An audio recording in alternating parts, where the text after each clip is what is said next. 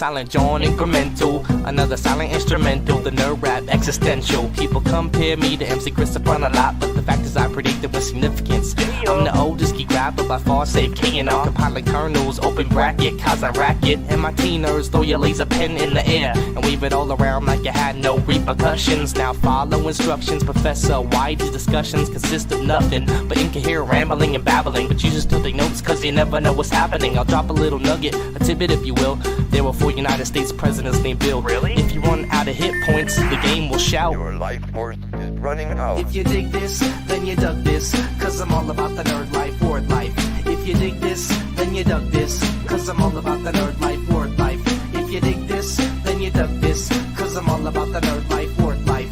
If you dig this, then you dug this, cause I'm all about the nerd life, word life, yeah. Let me start again, put it on like a cardigan, swinging like my name was Mad Mardigan, which reminds me, Warwick Davis was Willow and an Ewok, Leonard Nimoy was Galvatron and Spock. That ain't typecast, I don't know what it. Talk about predestiny, nobody gets the best of me. I've only played one role my whole lifetime, the nerd lifeline, stream through a wicked pipeline. So no one can bite mine, cause mine is original and I write rhymes to burn on a CD, play in the mini V. Soccer mom, yodel back, yodel at little me. I got a sidekick, I gotta stay connected. Watch out for my decom or you'll get infected. And you don't wanna be one of my bots, cause I see it all like Sauron the Cyclops. And I won't hesitate to drop your whole net block if you're acting up and you're dumber than a pet rock. I'm about this nerd life, as you can see, spreading like a virus on MP3. Yeah, on MP3. STC. Shoutouts to Vic, Agnostic One, up for fucking Silent John. Yeah. Nerd Life, Graphing Calculator, HP48G. The G is for gangster. Digital shit, yeah. You know how we do.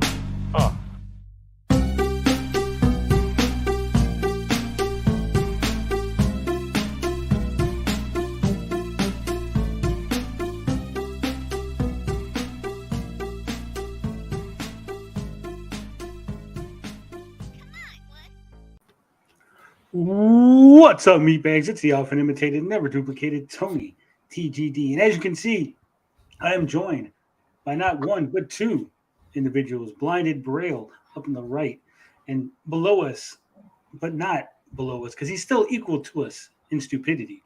Bob, Streams Amico. Yo, what's up? And of course, the theme song was donated to us by the lovely YT Cracker. Great rapper, great hacker. Great individual all around. Nerdcore song with Dig Dug Beat. It is Nerdcore. It is one of the fathers of Nerdcore, YT Cracker. Finbar will be joining us as soon as his laptop gets up to snuff. He failed. He failed. He did not beat the theme music, unfortunately. So we have a lot of things to cover. Man, there was so much stuff going on this week. Was there? Well, apparently there was, because I got all this news. I got Monster energy drinks eating pancreases. I got new consoles not coming out till 2028. Callisto Protocols season pass info dropped, and it is very, very confusing. Andor season finale, we got to go over that. Guardians of the Galaxy holiday special, we got to talk about that. Christmas Story Christmas, I told you guys we were going to talk about that. So then, of course, the God of War sales came in, along with the Pokemon Violet and Scarlet sales. Plus, PlayStation is going to start banning shovelware. And it's about time. Then, of course, we got the one poll that we did, just one this week. I failed. I forgot. That's on me. Big oof. Gary's also going to be late. His phone's at 20%. That's 19% more than last night. So he means to say he's not going to show up. That's what he means to say. With that said, I had a lovely week. It was Thanksgiving here in America. It was American Thanksgiving. But you guys... Fake Thanksgiving. The true Thanksgiving. But you other individuals weren't so lucky. You didn't have holidays. No. So, Blinded, how was your week? I mean, it's been rough. I've been playing Pokemon. Oh boy. You actually bought it. Yes, I bought it full price. I'm like 30 hours into it, and it's a fucking mess, an absolute mess of a game. Did you buy it before or after you found out that it was all a mess? I mean, I listened to the reviews, and they said it wasn't that bad, but the reviews were, all of them were wrong. I don't think there was one review that was accurate. Were these early reviews or were they day of? These were a day of. That's surprising. Yeah.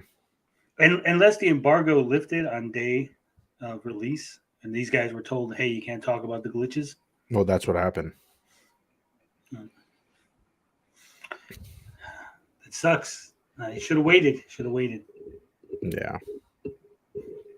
I'm sure you got some funny video clips, some good things that you could put up. I do have a lot of clips saved up, but it's mostly just horrendous. Like, just the frame rate just stops and it just lags and it drops like probably sub 20 frames. I've never seen anybody talk about this too. It's in one specific area. It's like you can't even play it. Oof. Well, we'll get to that a little bit later. I know I had a game this week, but just stopped working. I was all set to review it. Kaiju Wars. I got it, a review copy. I was all ready. I'm like, yes. So I get down to start playing it and won't get past the title screen. Ooh, you can't even play the game. Holy shit. Like I played it, because I played, I want to say about 30 minutes of it, right?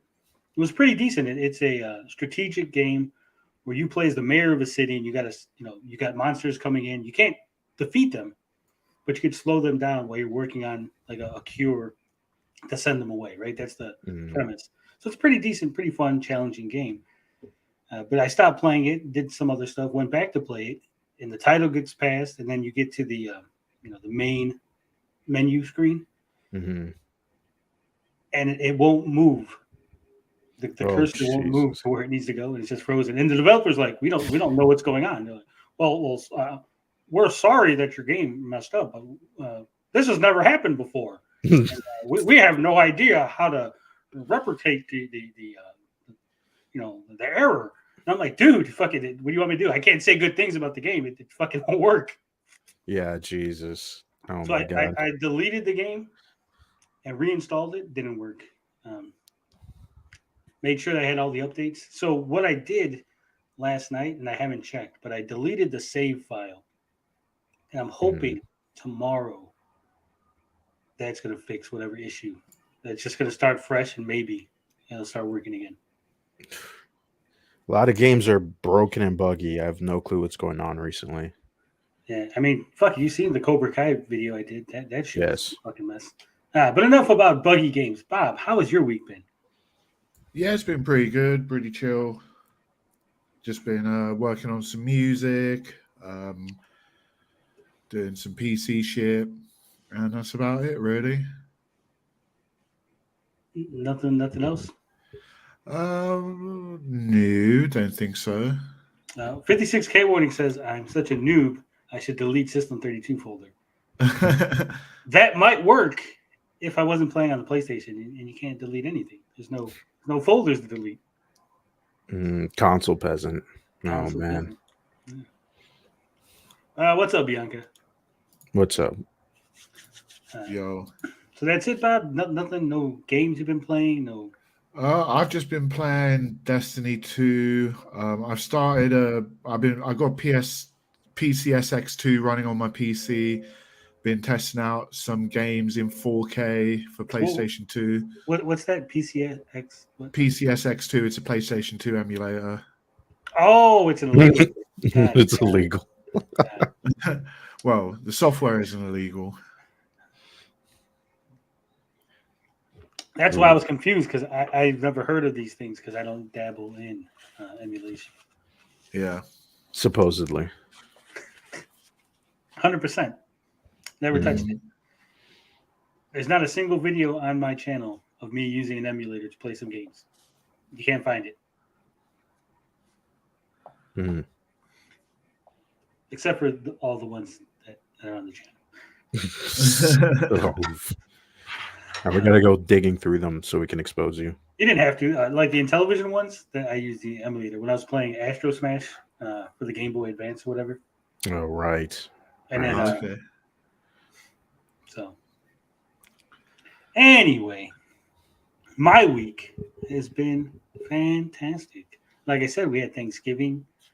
I had the whole week off. Damn. And I was supposed to stream Arkham Knight this whole week. But Monday, they were doing some work on the house, some electrical work. So had no power at the morning. So I was like, I can't stream.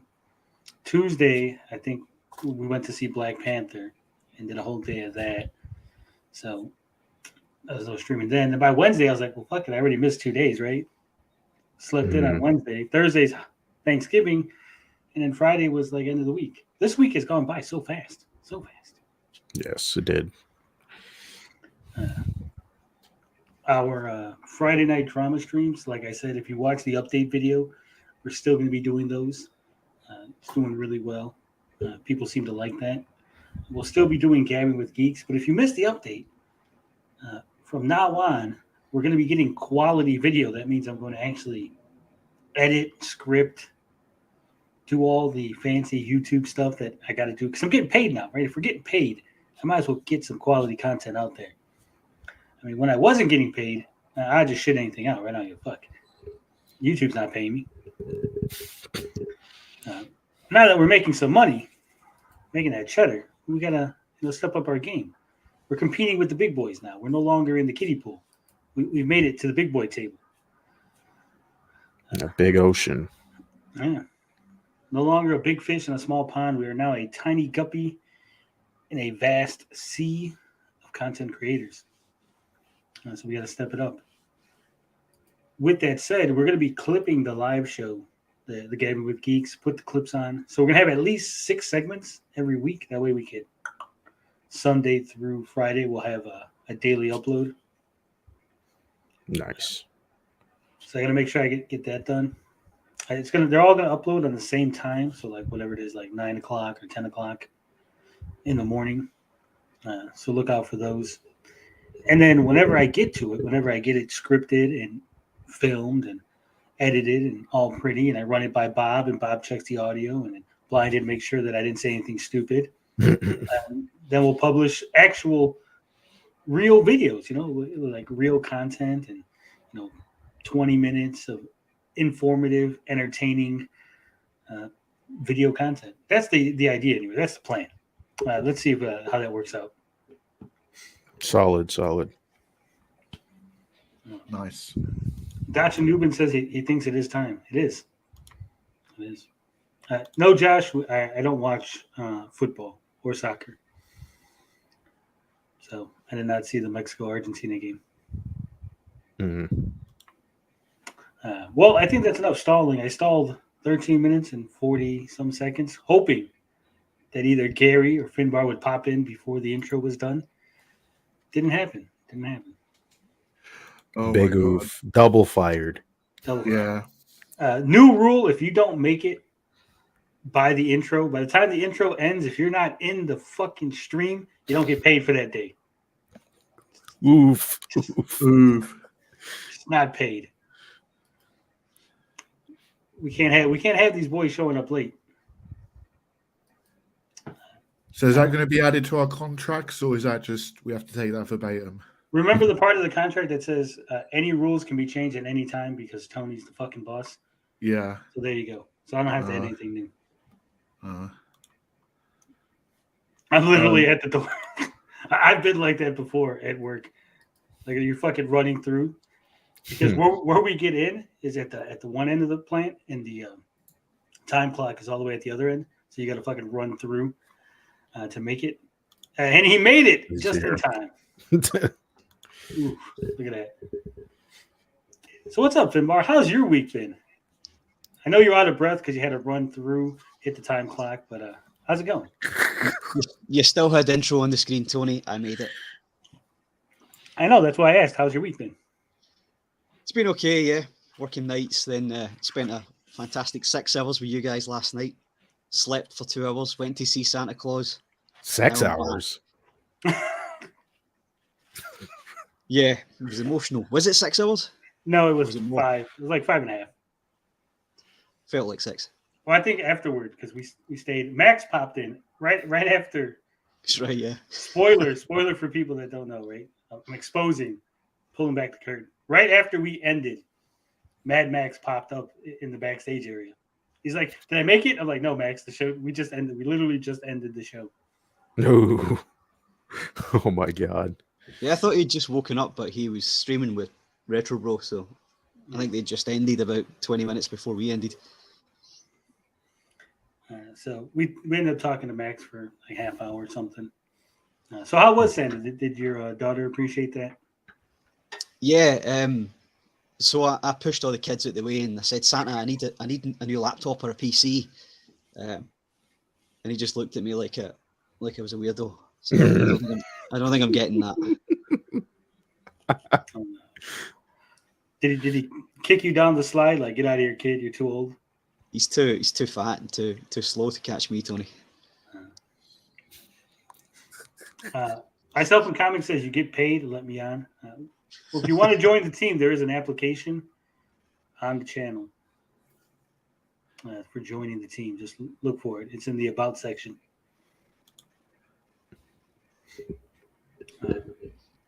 With that said, I don't think Gary's going to make it in time. Poor Gary. Doesn't get If I hadn't made it before Gary, then you really had grounds to fire me. I hope everybody realizes we're just joking here, right? I'm not firing anybody. I am too boring on my own. That's why I keep these guys around. It's not what he says in private.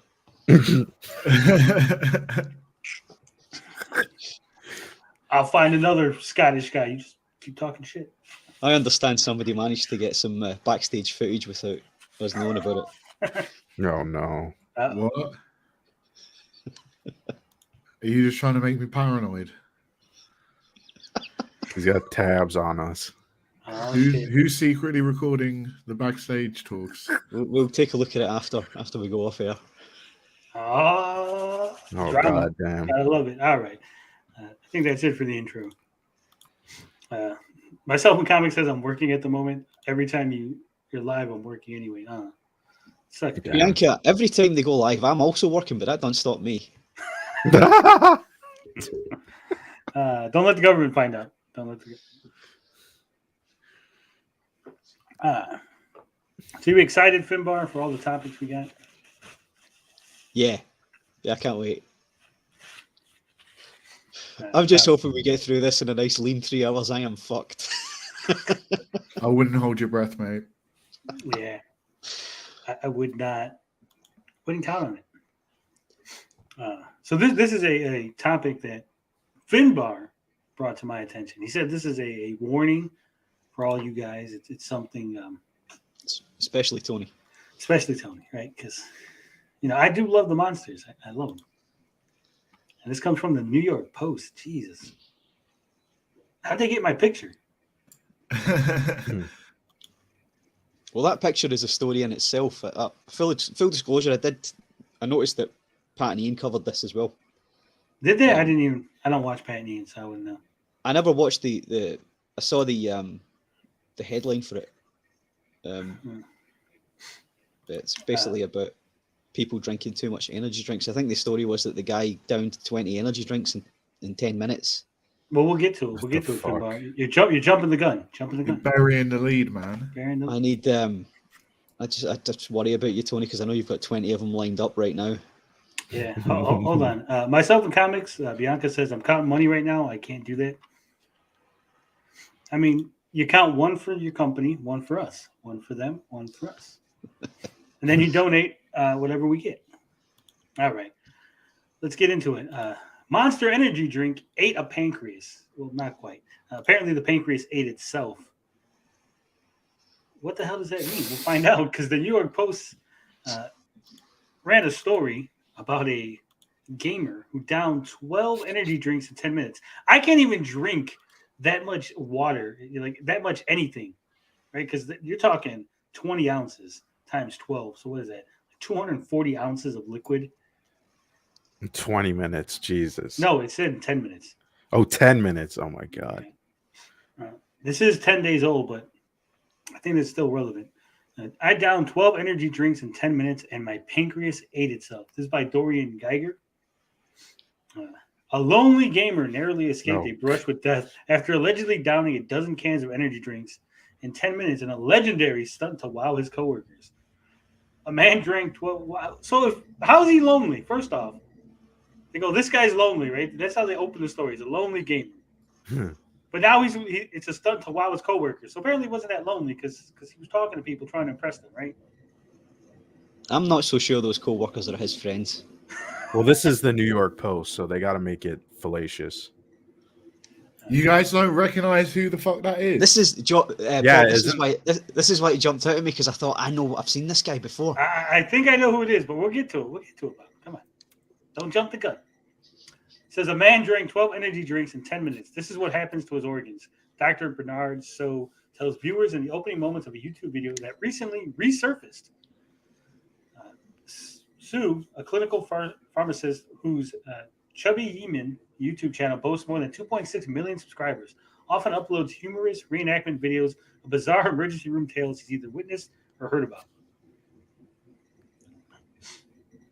In this case, as Sue explains that the patient in question, JS, was admitted to the ER with breakthrough abdominal pain. In the video reenactment, JS is portrayed as a chubby, bespectacled 36-year-old man obsessed with Pokemon video games and things he couldn't have as a kid. He has struggled socially throughout his life. So this is just the reenactment footage.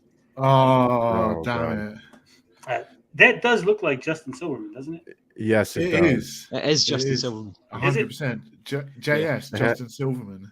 It has to be because he's got the Gengar shit too. Like that was his thing. Gengar? Don't you mean Gengar? No. So Whatever. is the guy reenacting it Justin Silverman? The guy that's reenacting it is Justin Silverman, but it wasn't Justin Silverman that it happened to originally. Right. Okay. That's what I'm saying because they do call it JS. So that's like, well, was it Justin? Is he reenacting his own fucking? Sue described the ordeal in mortifying detail, telling viewers that after chugging the energy drinks, JS develops heart flutters and back pain. You know what? My back does hurt sometimes. Maybe it's from the energy drinks. He decides to take a shot of liquor and ends up vomiting in a kitchen sink. Do you ever decide to take alcohol on to try and fix it? No, that would be stupid. Like, hey, feeling bad. Let me drink some alcohol. Immediately after chugging all 12 energy drinks, JS didn't feel well. No shit. Like I said, if you drink 12 anything, right? 12 Cokes, 12 glasses of water, glasses of milk, orange juice, you're probably not going to feel well. He added to take his mind off of everything. He started playing some games. I would have took a piss. That's probably where he fucked up, right? If he would have pissed right away, got some of that shit out. Oh my God. 56K warning says it takes me like an hour to drink 16 ounces. I could drink one Monster in about 10 minutes. One. If it's warm, maybe 5 minutes. I don't like drinking really cold stuff. And I don't like eating really hot food. I'm weird about my That's food. weird. Holy shit. Like when the food gets served and it's got the steam coming off it, everyone's like, why aren't you eating? I'm like, it's too hot. Can't eat it. Like room temperature, that's where I want my food at. It's a weird thing. I know. Yeah, Justin Silverman is an actor. Is he? I didn't know he was an actor. Calling him an actor is a bit of a stretch, isn't it? Yeah. Myself in comics, they taught her in middle school that drinking too much energy drinks can give you heart attacks. As somebody who has a mysterious heart condition, I probably should not be drinking energy drinks. With that said, I do have a whole stack of cans that I just drink. The gamer, who was later unable to eat or drink anything, allegedly delayed seeking medical attention for several hours, which Sue said ultimately resulted in onset acute pancreatitis. Jeez. Oh my God. This sounds so fake. It does. At the hospital, doctors made a shocking discovery. JS's pancreas had started to digest itself as his body struggled to keep up with the pound of sugar and loads of caffeine from the 12 cans. His pancreas was swollen with fluid. See, I don't drink the sugar ones. I drink the zero sugar, zero carb version. So it would have just been caffeine. And so those are the ones I try to go for, yeah. So my pancreas would have been just fine. Just fine. The fluid buildup became infected, according to Sue, and his liver and kidneys started to shut down. Doctors treat the unnamed gamer, who reportedly vomited on a nurse's shoes, with IV fluids and antibiotics before releasing him. The incident, Sue explained, was a wake-up call for the man. His blood test showed he had a pre-diabetes, a condition where blood sugar levels are higher than normal, but not high enough for diabetes diagnosis. I don't know. This man, if this is what the man looked like, there's no way he has pre-diabetes. Right? That's a diabetic right there. I know we're not supposed to shame fat people because it's like 2022. There's no way I'm believing that if the guy looked like Justin Silverman, that he only had pre-diabetes. Most people know that energy drinks can be dangerous when consumed in huge excess. Sue told viewers, if you have one once in a while and you're young and healthy, it's probably not a big deal. But if you start chugging multiple cans back to back, then bad things are probably going to happen. See, Tony, I've been warning you about these energy drinks for a while. I only drink like 3 a day, and I space them out. 3 a day. That's too Jesus. much. That's way too shit. much, dude.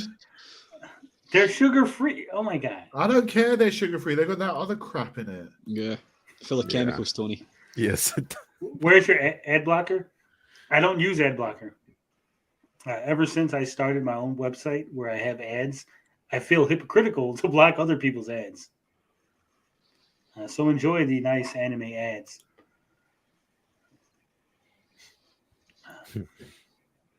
Energy drinks are your weekend treats. I wake up. I get up in the morning and drink an energy drink. Middle of the day, I drink an energy drink. And then at night, about 6 o'clock-ish, I drink an energy drink. Oh, my God.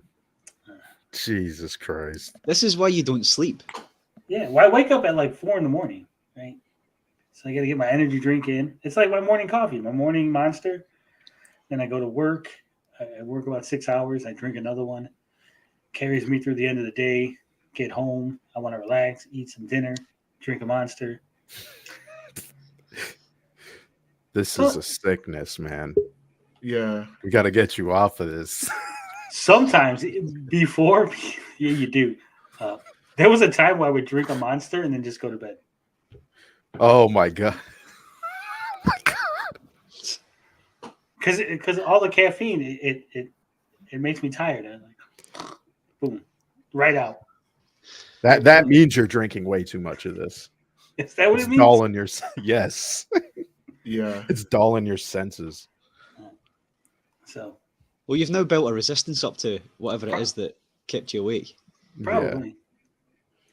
Can I eat your pancreas as an anime movie? Jesus. I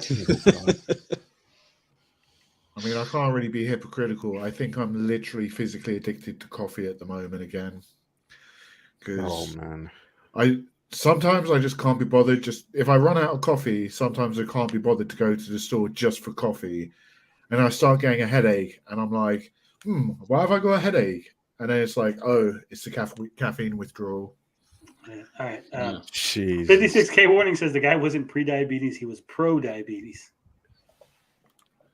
Tommy O says, do you like coffee? I do not like coffee. I don't like the taste of it at all. I can do like a iced coffee with extra cream, extra sugar, and where it's like pretty much not coffee anymore. Yuck. Yeah, I don't put sugar in my coffee. The Ramen King's gonna outlive you when Carl has a better diet than Tony. It's just the energy drinks. It's not a diet. Come on, they're sugar free. They're sugar free, zero carbs. The YouTube video has racked up more than 6.5 million views since it was posted in September 2021. Wow, it's an old ass video. The main thing I learned from the Chubby Human video is that as soon as you get hospitalized for any reason, no matter how ashamed you might be, always tell everything that happened to the doctors. One user wrote in the video comments, hell no. The first thing you do is be like, you cannot tell this story to the New York Post.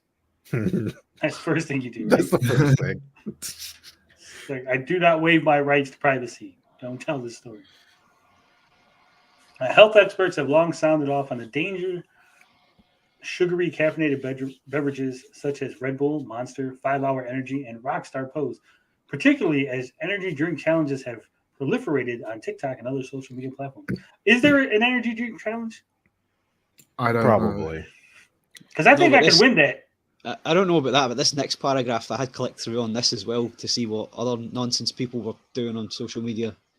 There's always nonsense. I've seen that. I heard about this one. In 2021, OnlyFans model Brittany Portillo suffered a heart attack after she recorded herself undertaking TikTok's dry scooping challenge, in which users were prompted to ingest a handful of supplemental energy powder without water.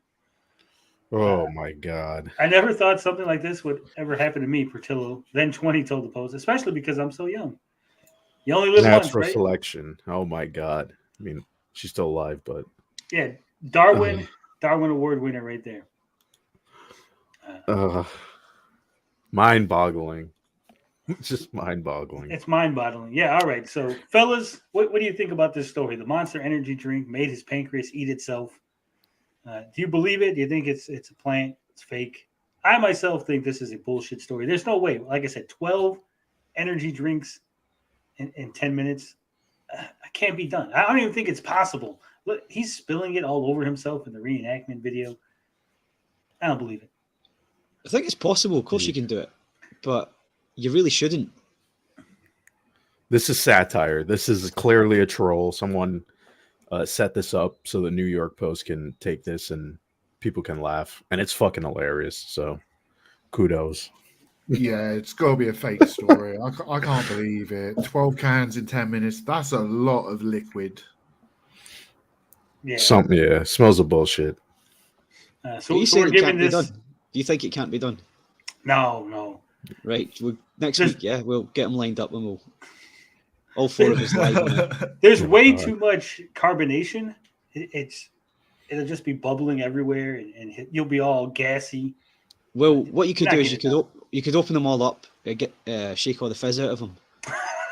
Now you're drinking 12 flat ones. What's the point? Yeah, and then we'll see. We'll do it. We'll time it and see whose pancreas holds out longest. Jeez. Not recommending suicide this. Run. We'll even get the chat. We'll even get the chat involved, and then maybe the following week the chat will be thinned out quite a bit. Oh, God. That's what we want to do, Finbar. We want to thin out the chat. Yeah. Guys, there's too many of you. We want to half this 12 people we've got in here to 6. I'm calling Bravo Sierra on this. It's not real. It's not true. Don't believe it. New York Post, you're fake news. Fake news. I just found it funny that the guy that was reenacting it was the guy that we saw last week turning up in a Ku Klux Klan outfit. Oh my God. That's with little gay Hitler on his my shoulder? attention. Yeah. Oh, Badlands Chugs is amazing. Oh, that channel. We should pull up that channel. Oh my God. Yeah, he's a legend. He could probably do it. He's definitely pro diabetes. He probably has done it. There's a YouTuber named Badlands. I never heard of this Badlands. He looks like Big Smoke, and he has this viral video where he orders the Big Smoke order. See, Tommy O's right. I would assume normal person would start vomiting before their pancreas would eat itself. Yeah. Pretty much. Yeah, but not that Justin guy. I don't think he vomits anything back up. Oh, that's harsh. He was in a Nazi uniform, Bob. He was trying to make comedy. He was pushing boundaries. An attempt was made. An attempt was made. Yeah, an attempt was made, yeah. What about his buddy who got arrested? Oh, yeah, let's not go there. No. Big yikes. Wow, Badlands Chugs got 3.3 million. Does he do energy drinks? See, it has to be something that's carbonated. He drinks a lot of Mountain Dew. Yeah. Bleach plus cola. What? That's what it says. It says bleach cross Coca-Cola collab. I think it's the Bleach anime. Mate, yeah.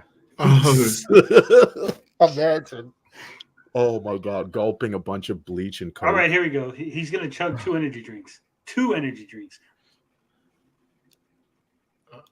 Let's watch. Hopefully he doesn't. Don't copyright strike us, Badland. You're way bigger than us, both Literally. figuratively and literally. Yo, I just got this. Wee. You know this one couldn't wait. Welcome to a special edition. He sounds out of breath. People say I sound out of breath. This man sounds out of breath just turning the camera on. I'm worried Yeah. about him. Are we exploiting fat people by watching this? No. I guess This one's this We're one is zero supporting. sugar. He'll be okay. Energy Sip Sunday. Don't touch that mouse. You're watching Badlands Chugs. Oh, you should have seen his other Folks, intro. welcome back to Fucking this hilarious. Energy Sip Sunday / Stealth Chug. All right. Yo, I just got this in, and yo, it couldn't wait. All right. We drag shit out. The man just fucking drink the liquid. I don't give a fuck. Dance, clown, dance, right? Oh, you gotta watch the. Yeah. Oh, he's just saying it straight from the can. Yeah, there we go. All right. He's got a dust boot as well. 3, 2, 1.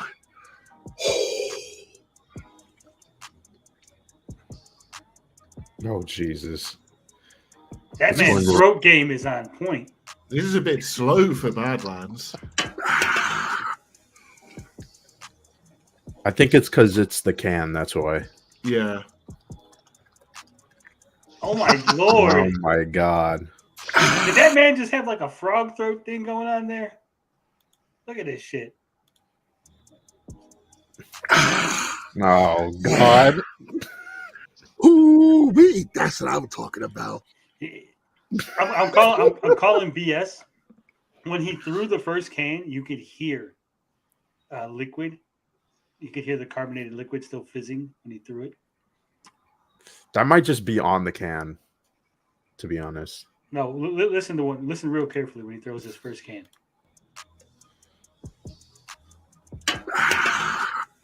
No, Yeah, that could I have been hear if it. you can. No, you didn't hear the little shh. Yeah. Yeah, I did hear it. Frog dissing another frog saying it. I'm jealous. I don't got the mighty pouch at Badland Chugs. I guess it can be done then. Damn, 20 seconds, 2 cans. Yeah, That but he's a boy's- professional chugger. That boy throat game on point. He goes to jail, he gonna be a favorite. No fuck. That man's gonna be sucking up everybody, bro. Oh Hell my yeah. god. Fucking Hoover over there. Jesus Christ. Anyway, that was the Big Chungus. Watch him drink out of the boot. You can't fake that. He's not a fake. He's probably just a little sloppy. Yeah, Yeah. we're just having fun. No call. Just having fun. Yeah, that's crazy. That's insane. I could never do that. I don't think in a million years I could chug that well. No man. He also did like a banana and Sprite. Ugh. Oh, yeah. Did he mush the banana up or just go down whole? No, it went down whole. See, that's what I'm telling Jesus. you. What I said earlier stands. Did he peel the banana at least? What that mouth Of do? course, of course. I mean, the thing is, you can't eat a banana and Sprite. It's just like the carbonation is really bad. It'll make you throw up.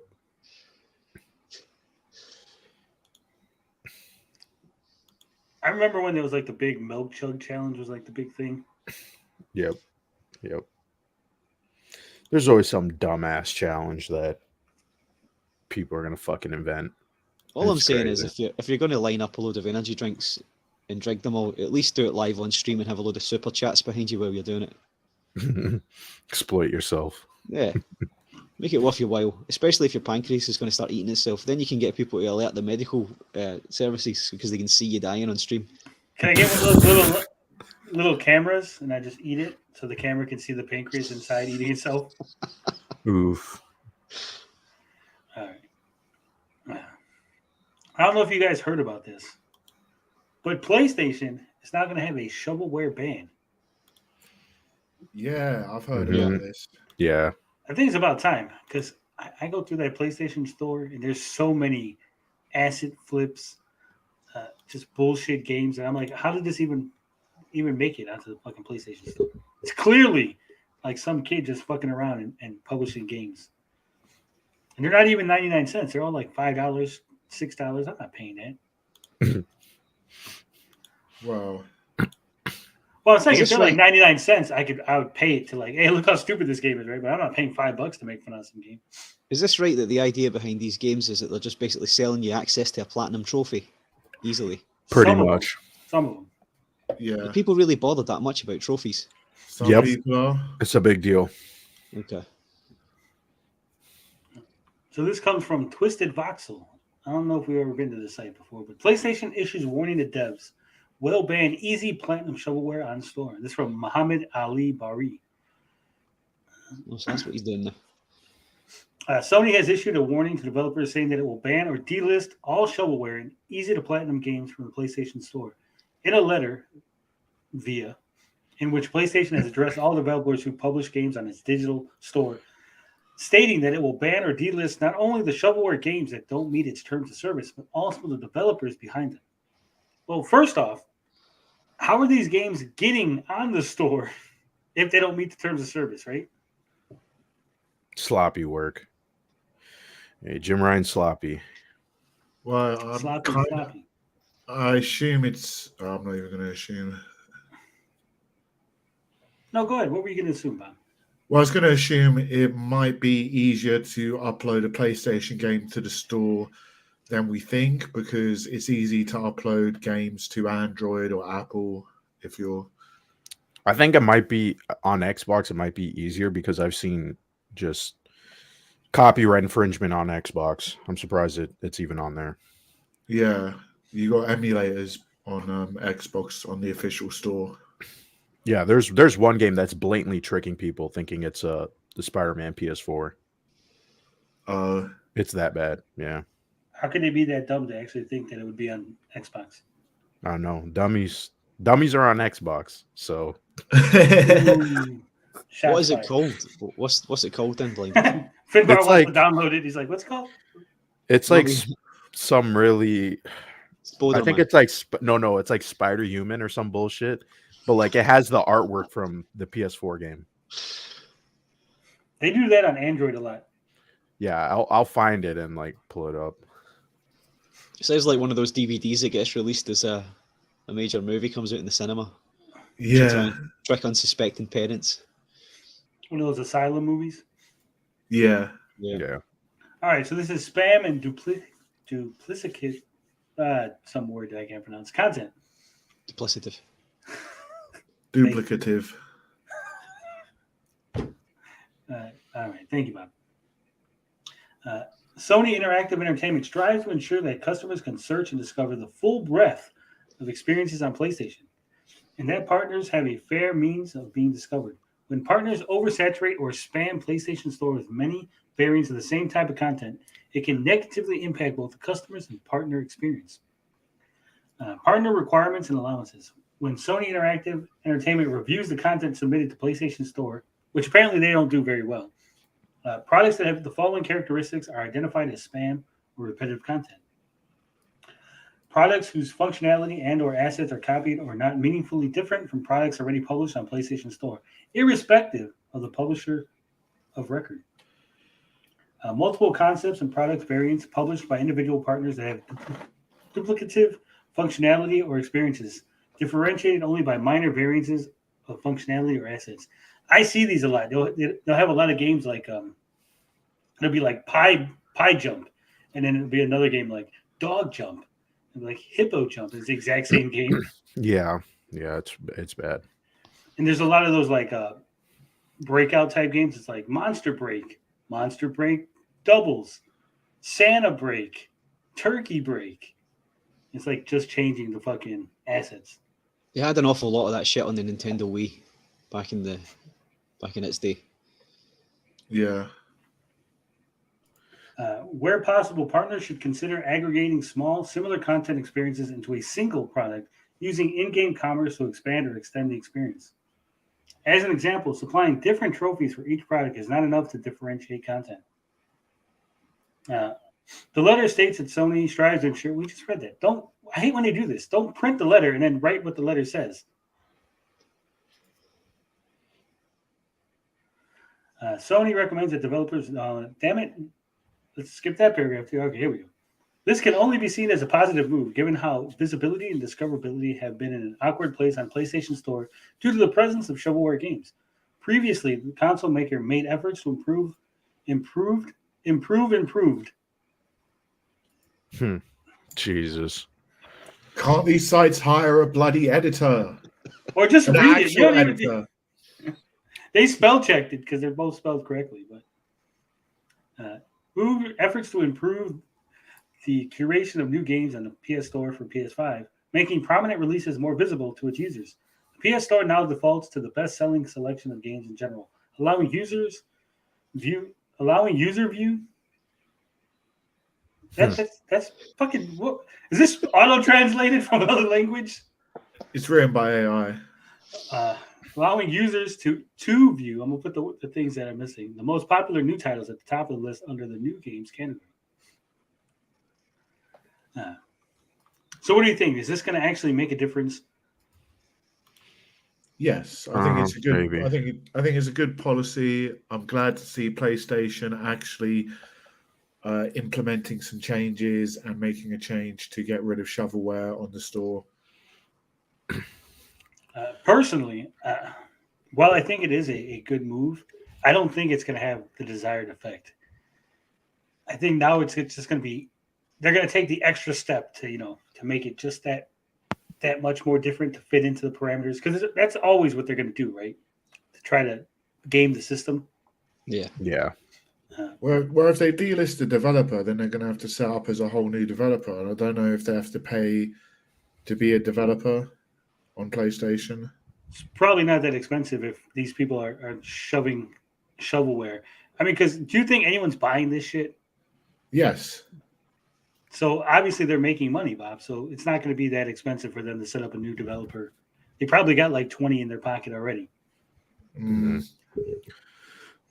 What I want to know is, what are they going to do about the content that's already on there, right? Are they going to go back and be like, hey, you got 10 days, 20 days to fucking clean this shit up? Or they're just going to start fucking striking people, pulling shit down?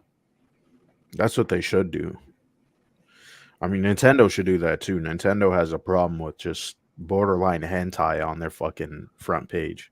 Whoa, don't take people's hentai away, Blinded. I mean, this is crazy. I mean, this is lolly stuff though. Okay. Why this- Get rid of that shit. Get rid of that shit. What the fuck? It's the stuff Tommy was talking about. Yeah. Personally, I think it's not going to make that big of a deal, but we'll see. We'll hold out hope, and maybe it'll be easier to find those hidden gems on the PlayStation Network. I found the human spider. I'll share my screen. I was confused for a second. I forgot what we were talking about. I was like, "Oh shit!" Have you got a playthrough, a complete playthrough? Not a playthrough, but just like a screenshot of it on the store. All right, let's see. Let me just pull it up. That's what she said.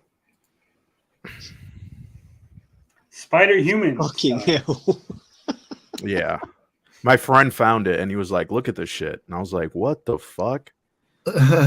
Just blatantly right there. And this was like on the front page. So it's like. Well, it's probably popular. Everyone's buying it. Yeah. I have no clue. I'm curious. I kind of want to buy it to see what. Yeah, I want to see what it actually looks is. It was like a 2D side-scrolling game.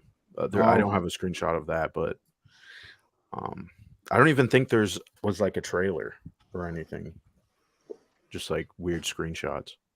So, yeah. 13.49. Did that say Canadian? What's that in pounds? Yeah, about Canadian. £7. It's about £7. Yeah. Imagine how Nothing on disappointed YouTube. you would be. Yeah, I couldn't find it on YouTube. It's just on the Xbox store. I was hoping someone would have put a video up. Yeah. I don't know if they took that down already or something, but there's just a lot of weird shit. I mean, there's a lot of weird reviews on Xbox too. That's another gold mine. Yeah, there are a lot of people who really take trophies serious. Hmm. I always Yeah. find it weird. Like I play Well- games, I don't necessarily go for every single trophy. I just whatever I get as I'm playing. Well, you know what's funny, right? The hardcore trophy hunters would say that PlayStation exclusive now, like titles, their platinums are too easy because they used to require you to like beat the game on hard difficulties, and PlayStation had a mandate now saying you can't do that. So a lot of trophy hunters think now Thank it's like God, cheaping. Yeah. because So- oh my God, like those Dynasty Warrior games were like, in order to get the platinum, you had to beat like every single thing on nightmare difficulty. Like it's like Mhm. 60 different guys, unlock all the weapons. It's like fucking a year worth of playing just to fucking get the trophy. I'm like, I'm Yeah. not But into all this. it's kind of pointless, right? It's not the only thing is like other people can see how many platinums you've got on your Yeah. account. It's not Yeah, like that's pretty much it. it's not like you get sent a certificate in the mail like some companies are. They used to. The thing is, they did have a program where it's like you could trade in the amount of platinums you have for store credit. But I think stuff like this like easy Killed it. kind of trophies killed it. Yeah. Yeah. So I think that's why they're doing this. They're trying to bring back that program. Well, isn't it because of also PlayStation Stars now? I think you get Yeah, rewards PlayStation. for buying games and Yeah, PlayStation Stars is a little bit different because they reward you with like more services, and sometimes you will In-game get shit. in-game shit. Yeah, but I think you can Yeah. actually literally buy a whole game if you get enough points with that. you can get certain games, and I think the highest like they'll give you in terms of like credit is like $25. Right. So it's not a Hell lot. yeah. Yeah, I like the way that Nintendo does it, where you get Yeah. like 10% in coins. Yeah. yeah. Nintendo has it way better than everybody else. Yeah, but they also charge too much for their games. Yeah. Do they? Digitally. Yeah, they rarely do any sales on their digital games. There's a sale going on right now. They had a big sale. I highlighted where you could get games for like a penny, Bob. Yeah, but they're Craft games. shovelware. Yeah. No, they were. Yeah, they're but not- like they were pretty decent games. their main games do go on sale. They're just not on sale as frequently as like a PlayStation or Xbox exclusive. With Switch, it's the only console that I really want to just get all physical because they hold value once you've bought them. Buy it all digital, it doesn't. And the actual Mhm. physical games hold value if you go and eBay them. Yeah. Potion said he's all for getting rid of those cheap games. Yeah. PlayStation has a bunch of them mixed in with their AAA and good indies. Yeah, they do. Well, that's like that on Xbox too. So it's like that No. on all three of them. You know what I did last night? I Not don't what you want to think. know. Not what you think. Aside from hanging around here for 6 hours. Yeah, after I got off stream and we finished up, I got on the PlayStation because I went over to Mad Max's stream and he was playing a game and he had Cyrus on the phone, and then Cyrus is like, "Well, add me to the PlayStation," right? So I did that, and then I was like, "Well, I might as well upgrade from my regular PlayStation Plus to the premium, right? They got the big Black Friday sale, 25% off. Plus, it's just the difference between, how much time I got left. Yeah. Yeah. So it was like $15 to upgrade to the highest tier. So I was like, fuck it, let me upgrade to the highest tier. $15, no big deal. Big mistake, by the way. Why is that? Yeah. They're not supporting the premium tier.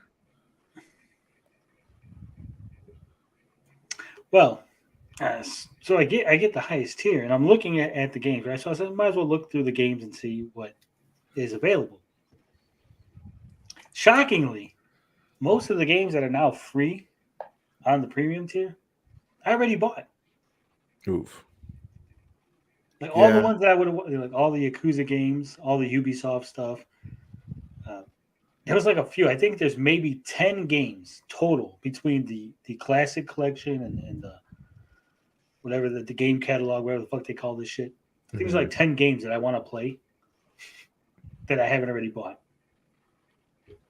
Quite a few of them are games that you'll have picked up on PlayStation Plus throughout the time you've had it anyway. Yeah. Yeah. Yeah. So Well, they've got all this data, so I wouldn't be surprised if the games they're putting on the Premium Plus are games they know they've sold tons of already. yeah, so they got me. Yeah, They pretty got me. much. They got me for $15. Those bastards. Bastards. But maybe they'll add some new games. We'll see. I was surprised at the lack of PS2 games. Yeah. It's Yeah. like, because This that is was what like the Blind- big selling point, right? Like the Yeah, well, this is what Blinded's saying, that they're not supporting that at the moment. That's the only difference between They the haven't tier below. even put any, like, I think PS1, PS2 games since September. Yeah. Right. And then before that it was June. So they updated with PS3 games, but it's all through the cloud. Yeah. Yeah. So I was very disappointed with the selection. Yeah. Come April, if they haven't got their shit together, we're going back down to the cheap PlayStation tier. Nah, fuck that. We're going to Microsoft. Hell, Potions has a bunch of weird Bible games come out each week. Those games are awesome. Project Summer Ice. Oh my god, me and Sidekick Max saw them, right? And we're like, what the fuck is this shit? So we went through this, like, we're like, there's like a whole like lore. Like we went into like the website and like there's like a fucking multi-game lore between some of these Bible games. We're like, holy shit. It was like a rabbit hole. It just kept going down. Good Lord. Some of them are like, it's like a circle. It's like, this circle needs to get to the store because when you go to the store, Jesus loves you. And if Jesus loves you, you'll go to heaven. I'm like, what the fuck is this shit? It's like go to the store part 1 of 3. I'm like, oh fuck. It's like, Oh God. yeah. See, I know the ones you're talking about. I know. I'm gonna get a bunch of them. There was a bunch of games on sale. That's the other thing that's really pissing me off with PlayStation is they keep having sales, and it's the same games that are going on sale. And I'm like, I already bought this shit. Put the other games on sale, the ones I haven't bought yet. What annoys me, and this might be a really weird nitpick, is they don't show you how much. If you bought the game digitally, they don't show you the price of games you've already bought. Well, you can find it out. You can find it out, but not without going off console. No, even on the console, you can find it out. That's actually a good thing, Bob. There's last thing, because at the end of the day, you've already bought it now at this point. The last thing you want to do is fucking annoy yourself that they've dropped it below what you paid. Not really, It doesn't show you what you paid for it, but it'll show you how much it was. Yeah, they'll That tell you makes what sense. it previously sold at. Yeah, Or what it's selling at now, I should Yeah. say. Well, maybe they've changed it since I've last looked at the sales. you'll also see in the small print at the end of the, there's like a blurb that tells you about the details of the game, and at the end of it, it will say previously sold for, and it will go through all the currencies as well.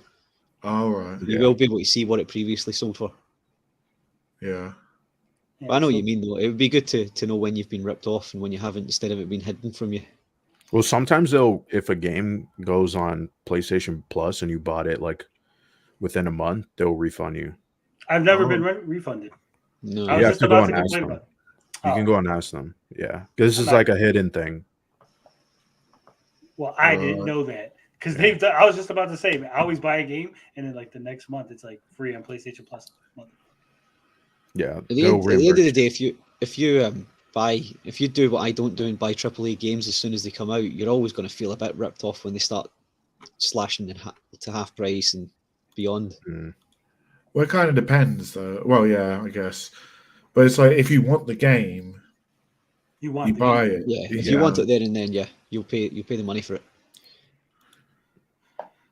Speaking of PlayStation games and them going on sale and how much they bought and how much they sold, have you heard that God of War has sold 5 million copies in a week?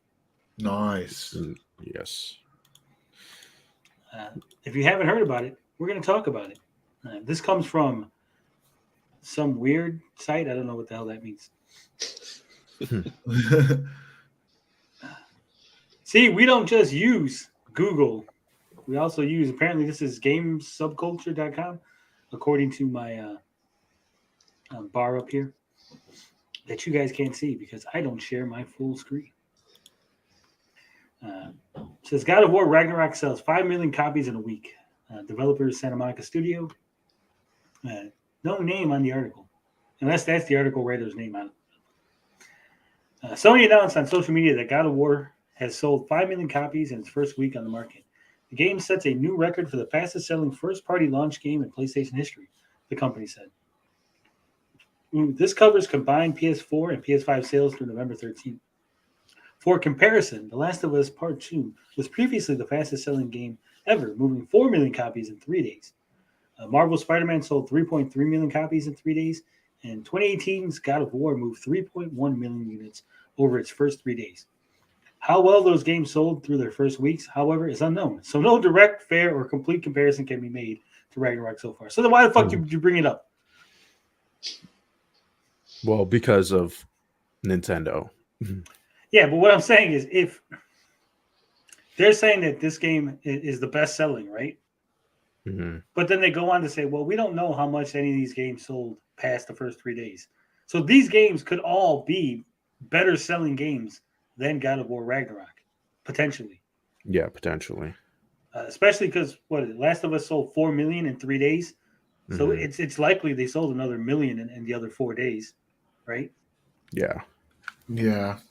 It's probably it's probably Sony like cherry picking what information they want to share so they can get big headlines like this in future. Yeah. Mm-hmm. That's what Sony does.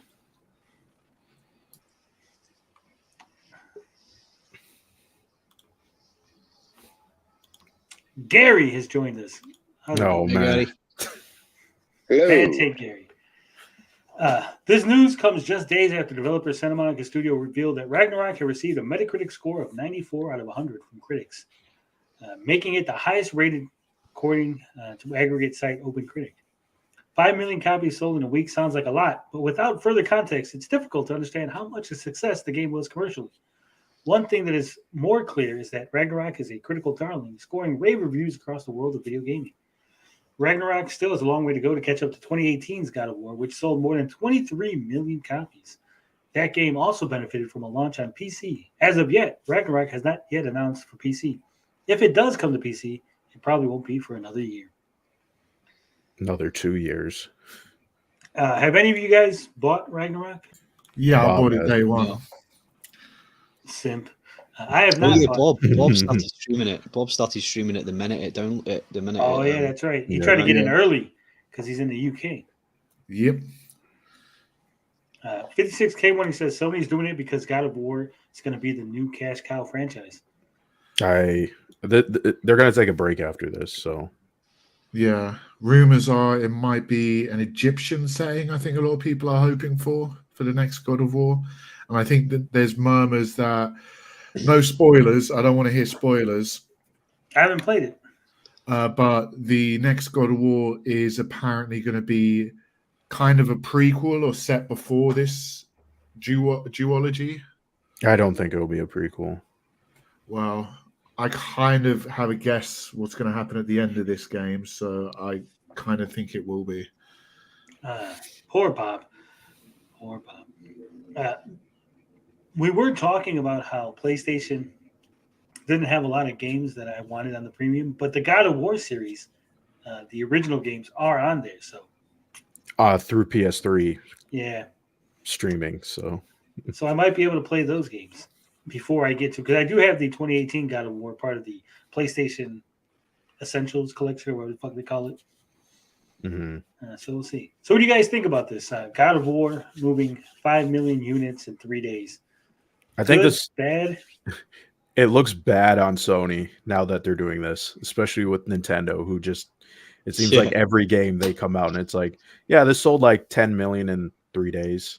Yeah, And then especially Sony's with, like- with the story you got coming up in a minute. We're fucking broken Yeah. game.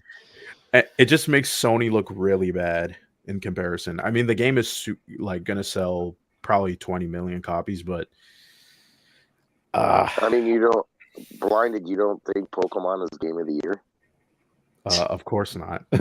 Gary, stay on topic. he's But trolling. it sold so well. It sold so well. Gary, stay on topic. What do you think of God of War, Gary, selling 5 million copies in 3 days? It is what it is. I mean, it's still a good number, right? It's not bad. It's not amazing. I'm sure Spider-Man's going to blow this out of the water, though. I think the Wolverine game is going to blow it out of the water. How much did they spend to make it? That's No the clue. question, I guess. No clue. I mean, we do it 100 with million? movies. I'd like to know what their return is so far and what it cost them. So Yeah. You look into that, Gary. You let us know what you find out. With that said, God of War, 5 million copies, 3 days. Fastest selling Sony game.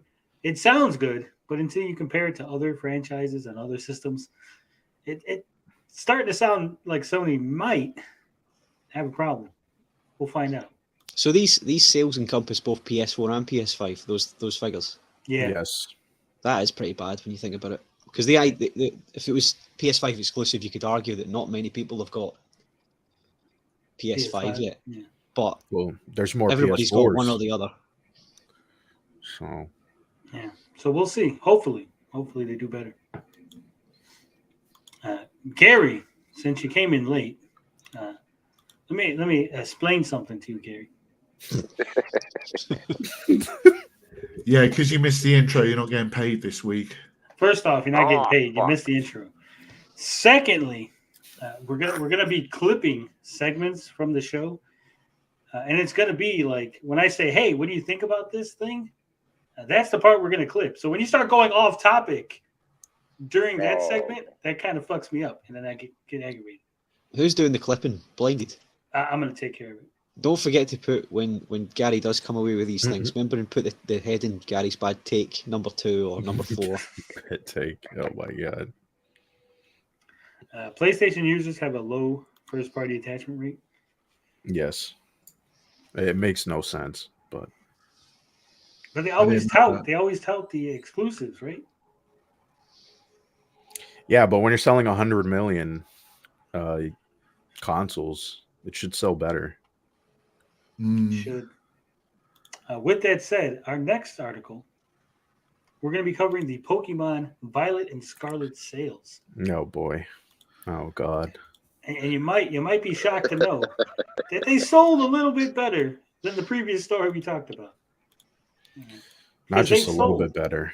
over 10 million units within 3 days of release, twice as many in half as much time as God of War, which is the fastest selling Sony game, first party Sony game. Before you Mhm. start reading this, Tony, and I know it may be covered in the article, I'm not a Pokemon guy. Do you need to buy both games? No. Or are they the same No. game? But Do people do that, Had to buy people both do games. that. Yes. The thing is, Right. they've started recently bundling both games, and Right. you can buy them. It's expensive. A Yeah. lot of money. Each people game do And then has if they go, the worst part, Finbar, is if they go the route of releasing DLC, they had come out with, what was the bundle that they had, the second bundle blinded with Sword and Shield and then the DLC, and it was like, what, Yeah. $180? It's absolutely ridiculous for the current position that this series and franchise is in. I don't know.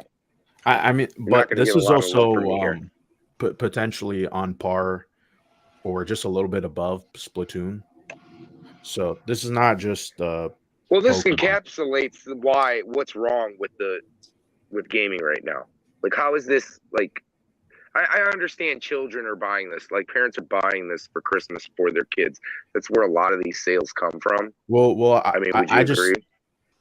Yes and no. I mean, I explained that, like, from my experience. If you read the reviews on release day, you read all of those reviews. Pretty much everybody downplays the performance issues, right? And then when you play the game, you're like, "Holy shit, this is like Cyberpunk levels of bad." Well, even here's the thing, and here's my problem with it. Even if those things were, I can look past those. I look at the game and I still see something that's interesting. I'm like, okay, there's something that they're doing here is interesting, but it's gotten so far from the original formula that even if this game didn't have the bugs, I still think it would be just a subpar Yeah, Pokemon I game. agree. It's not in the direction that I would have liked it to go, and this is why I say that they were too early with this. Like, if they want to make a game of this caliber, I don't need think to they're be too where early. They current- don't have the talent. I played the Well, game. They don't have the that's talent. part of it. No, that's part of it. I mean, you've got to look at, like, a lot of these guys probably had worked on handheld versions of games. Like, you know what I mean? They were, if there's anybody left from Game Freak 3DS era, the people who could make an open world game are the people who did Legends. The people who did Scarlet, which is a different team, they should be relegated. They shouldn't. The guy who directed this game, don't give him a game again. I seriously, I don't know why people are like, oh, besides the bugs, the game is good. You could say that if you've never played an open world game, and there's no excuse because one of the best open world games is on the Switch. What's that? And Breath of the Wild, it has better game design than this game, and they're trying to emulate that game. So there's no excuse. They definitely have bugs and things that are not supposed to be like these are. It's not just bugs, like it's performance issues. Well, that's what I'm saying. I'm saying, like, all of the above. There's definitely some guys within this company that are not. Yeah, well, the Pokemon company, seasoned veterans to do something of this caliber. And that's why I've always said, like, the game needed to stay close to its roots because that's what they were good at doing. Like, don't change, especially if you're not good at being able to make the change. And that's part of the problem. I don't know. It looks like something I want to play. I haven't played it. I know you've. I say don't play it. 30 hours. Don't play it. But I mean, here's the thing going forward. Here's what I'm looking at. I don't like the series now, and that's perfectly fine. Like, I'm okay with that. But if this is a stepping stone in like 5-10 years for the series to become good and be where, like, feel like old Pokemon, but like what everybody wants, then I'm okay with that. If this is a goal they're working towards, getting these people, like, accustomed to. Well, if they're getting accustomed to this, bugs then it's shit like that, dog shit. If they're getting this is dog shit. Like, for 30 hours that I put into, like, especially when I compare it to Legends, which I put 100 hours into, Legends is by far the better game. I don't even know why. Every time I open up Twitter, there's a debate, and it's like, you got to be shitting me if you think Scarlet and Violet is even close to a good game. Do you think that the series needs to go back to, like, that top-down old style? I don't. Have something I think, like Legends as this. In my opinion, they need to either do. This is what they should do, in my opinion. Remake a generation and in the style of an open world game that's like Legends, not like this game, right? And then you can kind of take some, more risks or like change some things. But this game here, it's like you're running around the open world. It's barren. It's empty. There's no reason to explore. There's not even a reason to explore to look for Pokemon because a lot of common Pokemon will spawn all over the place, right? And the spawning in this game is terrible. This is the first time where I feel like a game with pop-ins like will hamper your fucking experience. Like, it will drive you nuts because you're always running into fucking Pokemon because they just spawn in front of you randomly. You're like, what the fuck? Yeah, it's bad. Yeah, it's a terrible experience. So even when patched, even when patched, this isn't. It's not going to be. I don't believe they're going to patch this. That's another thing too. They're not going to patch this. Anybody who thinks they're patching this, I got a bridge to sell you. They got to patch the bugs out, surely. Nah. It could be too much work. There's way too much work. There's way too much work. This is like on a technical level, and then on top of that too, on a gameplay level, there's no way they're patching this. They're just gonna let it go. And I mean, look, it sold 10 million, and there's people on Twitter going, "Oh, despite the performance issues, I can play the game," which I think is a bold-faced lie. I think all those people are lying to themselves. I mean, this pretty much sums up Game Freak in the last 5 to 10 years for me. I mean, I seen this. Like, I mean, you liked Legends, and it's hard to imagine that they're so far off performance wise. Like, they didn't get it up to at least, like, I understand if things don't look great, but you can't sacrifice the game's performance to look a little bit better. You know what I mean? You should see, like, there's one area where I'm in the lake. You have to fight the false titan, dragon, whatever. The performance while I'm swimming is so bad. It's crawling. Like, it's like 10 frames. It's so slow, Ooh. right? And you're like, Oh my holy shit. Like, I'm expecting it to crash. And one time it did crash. And I was like, fuck, I needed to record it crashing. But I have it really bad. And so when I see other people and I see other people's footage too, I'm like, this is bad. But they're like, oh, it's acceptable. And I'm like, I think, well, I don't trust those people. I don't think you play enough games to really make a good assessment on whether a game is good. This is why I liked Diamond, like Brilliant Diamond, Shining Pearl. It was because, okay, sure, there were a lot of people picking those bugs apart. And they were so small on a scale to where nothing affected me other than one time. And I didn't have performance issues like while I was battling, while I was pretty much doing most of the things that you would do in the game.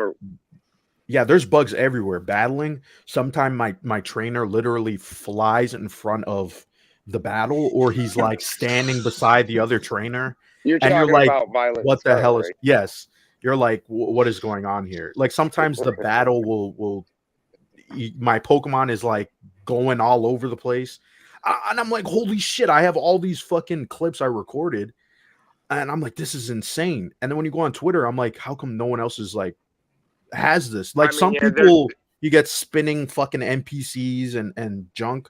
But mine's are like, it's game breaking. Do you have the physical or do you have the? I have a digital. Well, Potion Sword says Dreamcast said Nintendo is issuing refunds to whoever wants one. Yes, that's the supposed rumor. Well, that's what the subreddit. And friend of the channel, friend of the channel, Min Salad. She likes the game. She says she hasn't gotten any bugs.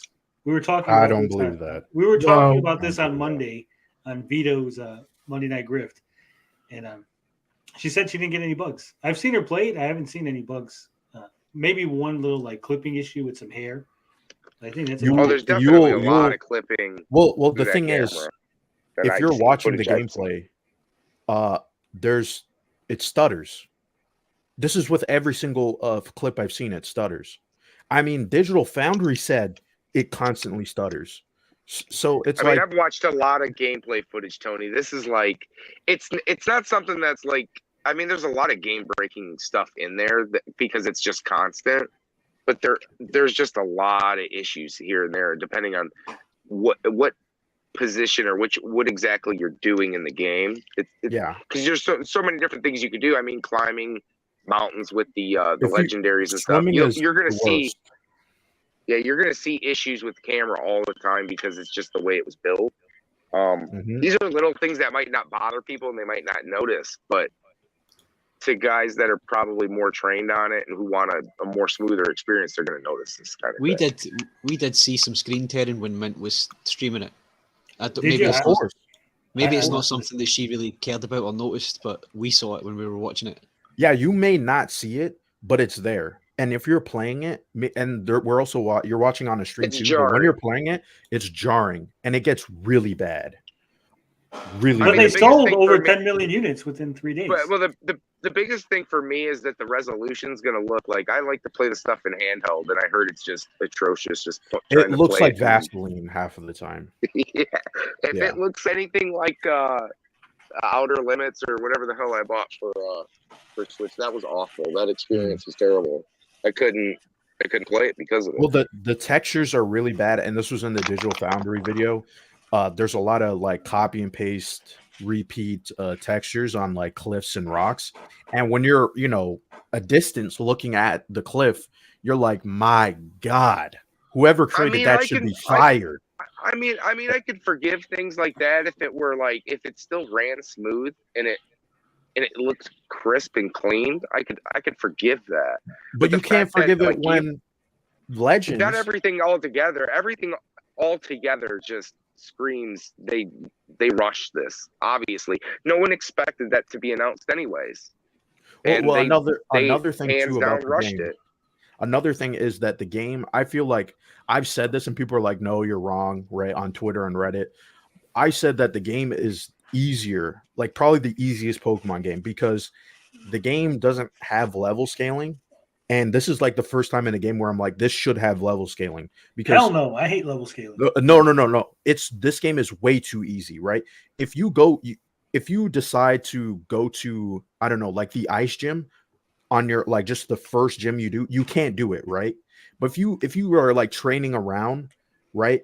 And you go to the first gym, you're just going to wipe them out easily. So there's no balance to the game, right? You're just like going all over the place and you're over leveled half of the time, like 10, Well, you're doing 10 whatever levels you want higher. to do, and Yeah, and it that's doesn't work for this why game.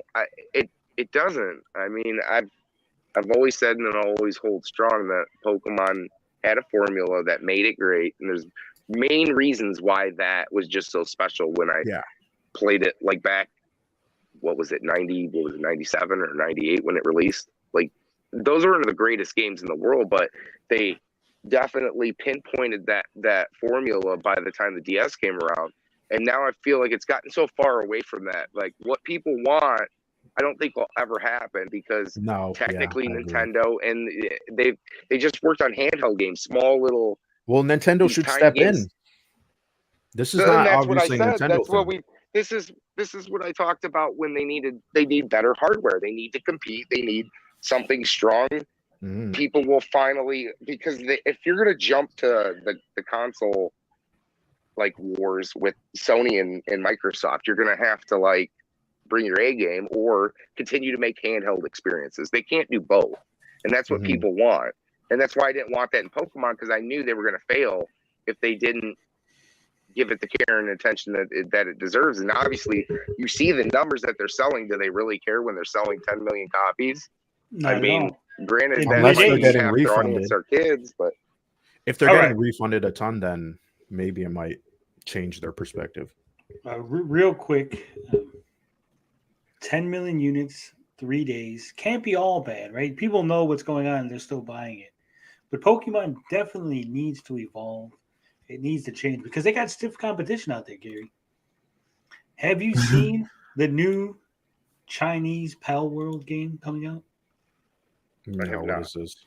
We're gonna watch this. This is the I guarantee you it is the Pokemon killer. I'm gonna get this game. It looks so fucking awesome. No, if anything's it's like Temtem. Oh, this is probably the best looking. Oh, I think I've seen this one. This Pokemon game like shooter. Oh no. Hold on, damn it! I always got everything at. Oh, that's normal speed. Fuck. Chinese get right into it. Yes, I've seen this. It looks. Look at this. Look how beautiful it looks.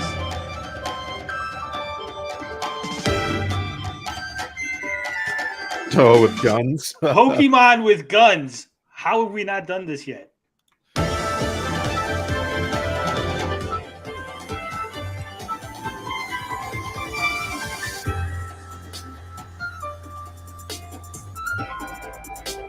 Is this game ever actually going to release though?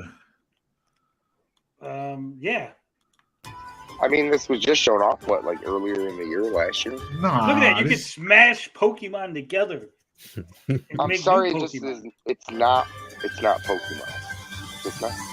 No, it's not. It's better than Pokemon, Gary. This is better. Visually, it's obviously better. No question.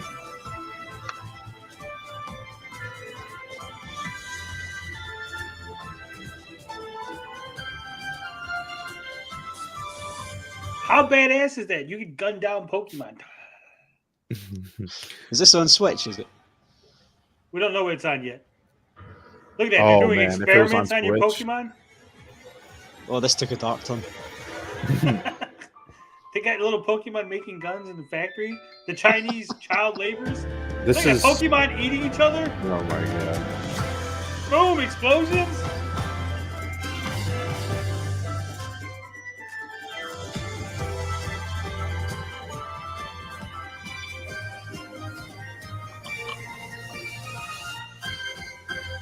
These do look like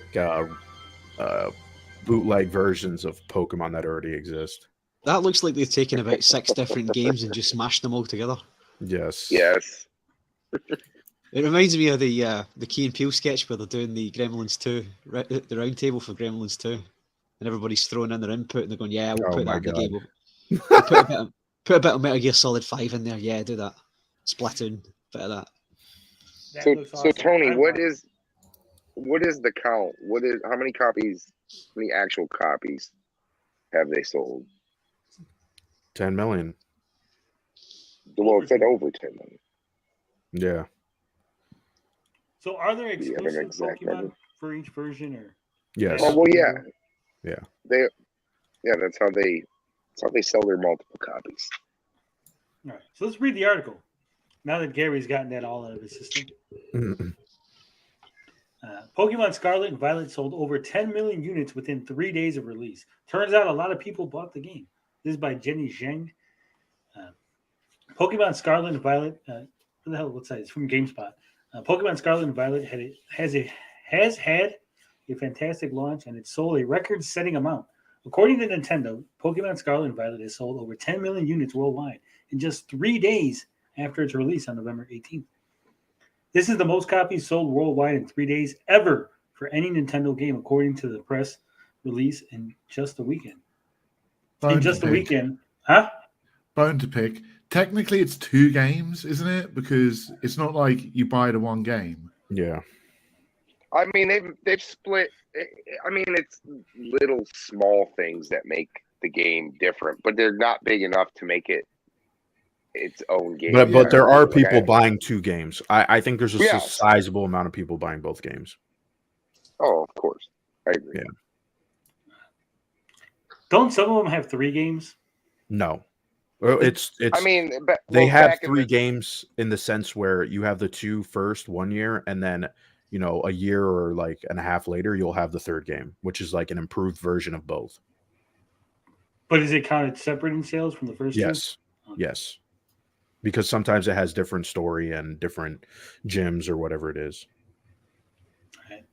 This is the most copies sold worldwide in 3 days ever for any Nintendo game, according to the press release. In just a weekend, Pokemon Scarlet and Violet sold close to how much Pokemon Diamond and Pearl, 14.92 million units, has sold in its lifetime. For additional comparison, Pokemon Let's Go Pikachu and Eevee also moved 14.8 million units in its lifetime sales. Nintendo also said that the domestic sales in Japan accounted for 4.05 million of the 10 million Pokemon Scarlet and Violet sales. This proves that Pokemon still remains extremely popular both in Japan and globally. Pokemon Scarlet and Violet did not launch without controversy, as many players commented on the game's poor performance, including Blinded Braille, who went on a rant earlier in this clip. The glitches have become somewhat of a meme online, ranging from Pokemon sliding off a lake's edge to one speedrunners will enjoy. If you hook up 2 controllers to your Switch, your character will run twice as fast. Did you know about that one? Yes. Yeah, I read that. Gentlemen? Anybody? Yeah, we all said we Yeah, did. I read that. Yeah. For more of our coverage on Pokemon, you can check out. Who cares about the fucking guides? No one cares about that shit. So, what do you think? You guys sold 10 million units. It's the best-selling Pokemon game, best-selling Nintendo game. Is it getting fixed? Is it not getting fixed? Does it matter? Do you think they're going to be a 3rd version that's going to fix everything up, and people are just going to buy that one? So I Blinded, think DLC. are you I mean, going they to ask sold for the game on deception. Yeah, they did. They did. I was going to bring this point up. Yeah, you're going to ask for a refund, are you? Or I mean, the lack of gameplay here, and granted, they did the trailers and they do the reveals basically the same way they've always done Pokemon. They technically did not have to show it off at a Treehouse event, did they? I mean, they didn't show gameplay until it was leaked. Am I right? Blinded? Well, they had a lot of gameplay, but I think looking back on it, it was deceptive purposely because they barely showed the open world. Gameplay in the sense of watching it live. Yeah, I don't like think at one point. No, they never did a 15 Right, it was just minutes of just gameplay straight. Right. Yeah. Right. Yeah, there's a lot of bullshit with this game. And the people defending it, I think this is the reason why the gaming industry is like this. Why we get cyberpunks is just because there's shills and there are people who are just going to defend this no matter what. so you refunded then? I can't refund it. Are you outside the window? Yeah, What was the window? the window is once it's downloaded, you can't really refund it. But the I thought that rumor are was going the around. idea was. I thought the idea was they were offering refunds because it was broken. Yeah, and buggy. but this is the thing. It's a rumor because it's only some people it works and other people it doesn't. And then on top of that too, Nintendo has a policy where you can only do a refund once, right? And which is what I think's getting confused here. I don't think that, from how I understand it, is that they're aware that the game has its performance issues, but they're not offering refunds solely based on that performance issues. I think the people who were getting refunds were getting first-time refunds, and somehow that got conflated into Game Freak was giving refunds for a broken game. I don't think those. That's what I think it is. That's why I say it's a rumor, because I don't really believe it. Right. Well, we'll definitely keep our eyes on this story, and we'll see if Nintendo gives refunds, if they fix the game, patch it. If anything comes out about Pokemon, obviously we'll be covering it either on the channel or on one of these live streams. Tony, it's a double broken game. I'm sorry. It's never getting fixed. It's true. Well, like I said, we'll wait, we'll see, and we'll find out, Gary. Hopefully, Nintendo does right by its customers. Or the Pokemon Company. And Gary doesn't fuck up one of these clip segments.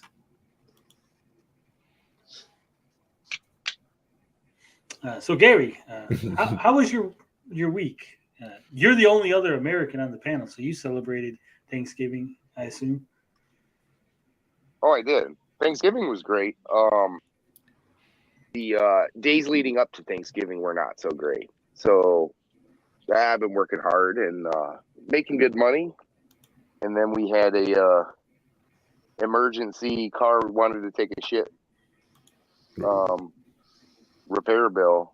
So basically that nice juicy check that I just got for all the hard work I did was pretty much demolished. So I mean, other than that, the week's been pretty good.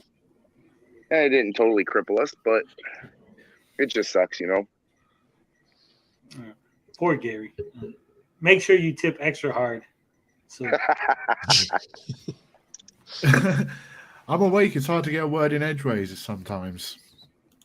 It is sometimes.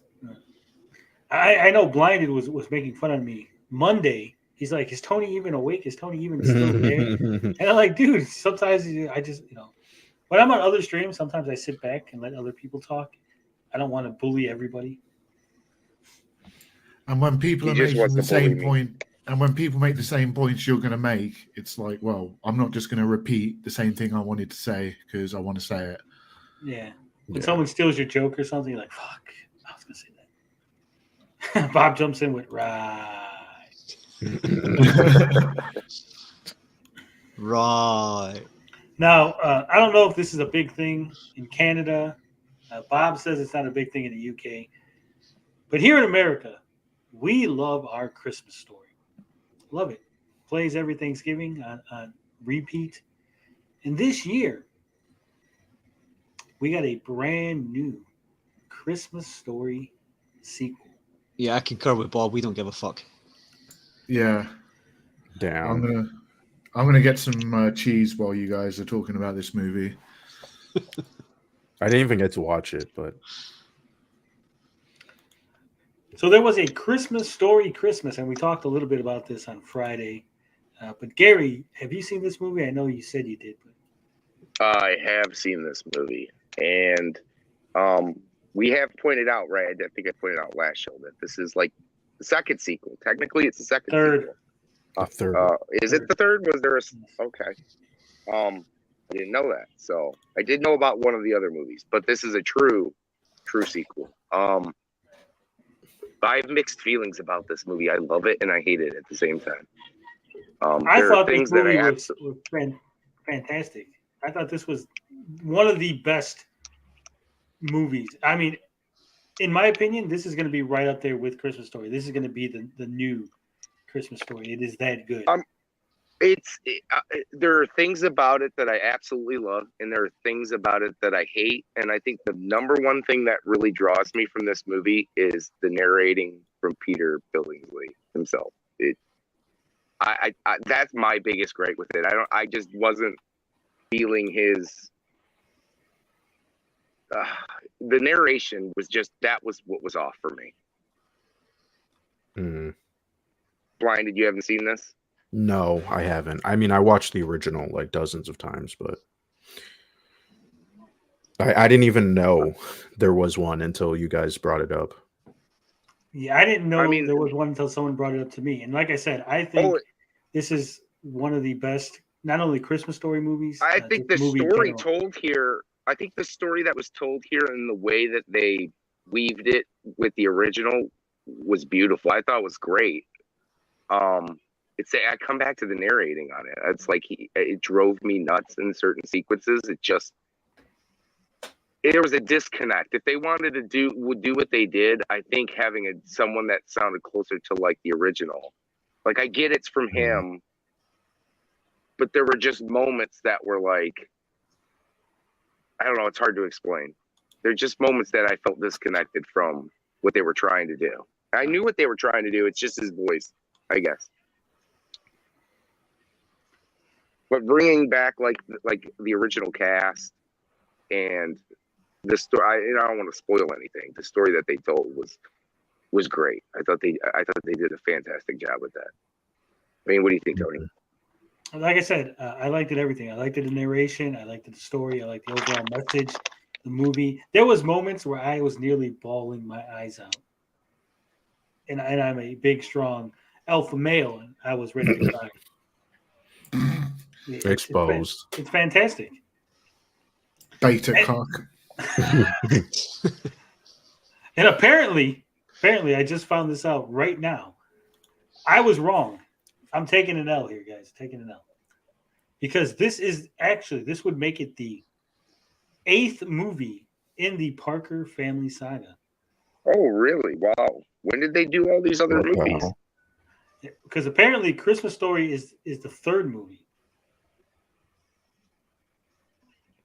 Let that see. I just seen the one with Charles Grodin and can't remember who else was in that, but that was like Ralphie's Summer or whatever he learned to drive. No, that's Christmas Story 2 where he drives.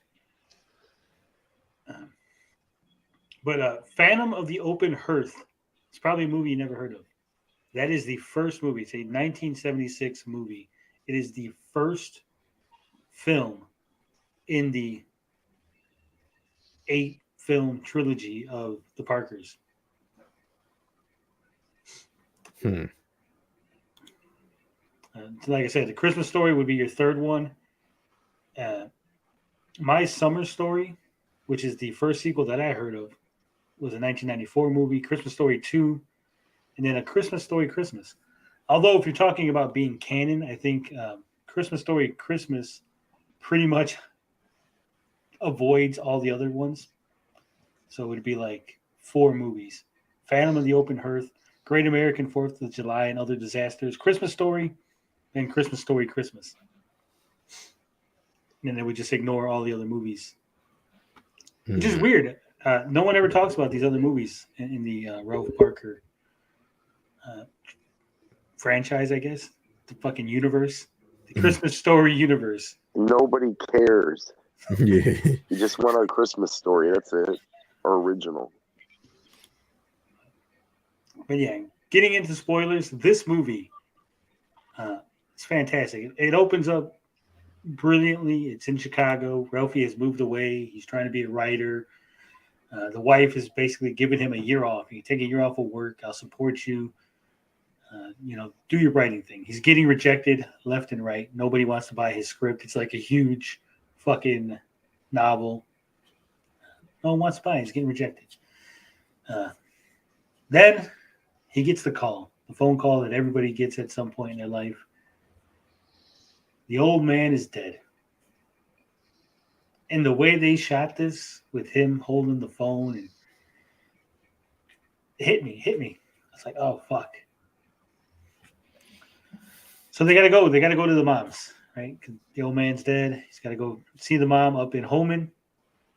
So they take the trip. They pack the family up. He's got a daughter, a son, a wife. Pack up the family to go out to Homan, Indiana, to go visit the mom. And on the way there, we discover that his radiator's all fucked up. And they got to keep cracking an egg to put in the radiator. the old Midwest souffle. And it's funny because Sidekick Max were watching this, and he goes, "That won't work, will it?" I go, actually, that does work. It doesn't. It's not permanent. It's not a permanent fix for a hole in your radiator, but if you crack an egg in it, it will. It's a little temporary fix. But he's using it. He doesn't want to buy a new radiator, so they're just cracking eggs throughout the movie. And the mom puts it on him. Hey, your dad's dead. We're still going to celebrate Christmas, and it's got to be the best Christmas ever because your dad was really a big Christmas guy. And now it's on you, Ralphie. You got to handle everything. And of course, Ralphie doesn't know what to do. So he comes up with the best idea that a parent could. Go to the bar and get drunk with his friends from the old place. They get drunk. They come up with these fantastical things to do. Stumbles home, gets into bed. The wife wakes him up the next day, says, "Hey, all this shit is kind of crazy, right? Some of this is okay. Some of this is crazy. We're not going to do it. We're just going to go skating." And of course, they go skating, and the wife takes a fucking tumble off the front steps, breaks her fucking ankle. Yeah, it's like a big dysfunctional family. Good boy. 100%. I don't think I was talking about what you were talking about. I zoned out. Yeah, I know. So she fucks up her ankle. She's out of commission. Eventually, they got to go to they're going to go to Higbee's. They're going to go see the window and see Santa, get the kids all excited. So they go there, and Ralphie's able to get all the presents. The wife is in the lounge with the mother. They get all the presents. Kids go see Santa. They do a little moment from the original Christmas Story where a kid's eating a big old lollipop and trying to offer it to them. So Ralphie gets all the presents, gets it in the car. It's all good. Driving on the way home, fucking radiator goes out. And wouldn't you know it, they're out of eggs. So they're like, well, fuck it. We're just going to sit here and let the car cool off. And they get out of the car. Kids go play. They start throwing snowballs at each other. And what I think is the funniest part of the whole movie comes up. So they're throwing snowballs at each other. The wife gets out. She's throwing snowballs. And the wife's like, well, me and the son versus you and the daughter, teams. And the son goes, well, you can't hit me, right? And he runs out into the open. He's like, you can't hit me. And Ralphie's like, yeah, I can. So he's packing up a snowball. And the daughter gets up on a tree trunk and she's taunting. So he's going to get you. Ralphie turns around and fucking chucks a snowball right in the daughter's face. Just fucking beams her. Like, literally, he's like arm's length away. He blows your shit out. Oof. He blows your shit out. She goes flying off the tree trunk. They got to rush her to the hospital. She comes out with a fucking eye patch on. She's out of commission. So he's feeling all bad about this. During all this, we find out that there's some local bullies like busting snowmans up, and the kids had a little confrontation, and we get to see the Bumpuses got a young kid their age, and they're kind of hanging out with the Bumpus kid. So eventually, Ralphie, Flick owns a bar. So the son's feeling kind of shitty because the presents get stolen, as you do. When they get out of the hospital, they find out the presents were stolen from the trunk. So they try to downplay that. Christmas is about it's the thought that counts, kids. It's the thought. It's not about all the presents getting a bunch of shit. It's the thought that counts. And the kids are like, well, no, fuck this shit. We know what this. Yeah, they're not having it. They're like, no. This means we're having a crappy Christmas. And they're like, no, guys, it'll be okay. So the son's feeling kind of bad. So Ralphie says, well, I'll take the kid out. We'll go spend some time together. And end up at the bar. And Flick shows the kid how to mix drinks, and they're having a good time. And what the hell is the other one? Flick's the bar owner, Schwartz. Schwartz is at the bar, and turns out Schwartz is a barfly who always got bad luck. He's running up a tab. So Flick basically is like, hey, we don't need you in the bar no more. You've been a pain in my ass all these years. So they get into a little back and forth, and Ralphie's like, well, Flick has always had it out for Schwartz ever since he got him to stick his tongue on the pole, right? So Flick basically says, hey, if you go ride what the hell do they call it, Gary? Fucking What like- did he ride? It's like the slope or something. He's like, fucking, you go ride this thing, right? I'll wipe out your tab. You can stay at the It was bar. like a sack or something. He goes, I'll wipe out your fucking tab. So he's like, fuck it, I'm going to do it, right? And they go, and it's like an abandoned pipe almost. And it's like a half pipe with like fucking, dip. It's like almost a huge slide that goes up. And there's like nowhere to land. So fucking Schwartz goes up there with his little sled. He's going to ride this thing. Fucking, they're going back and forth. He's like, Ralphie's like, you can't make him ride. He's like, oh, don't worry. He's going to chicken out. This is going to teach him a lesson. But Schwartz says, fuck it, you're wiping my bar tab out. I'm going to do this shit, right? Because I owe a bunch of money.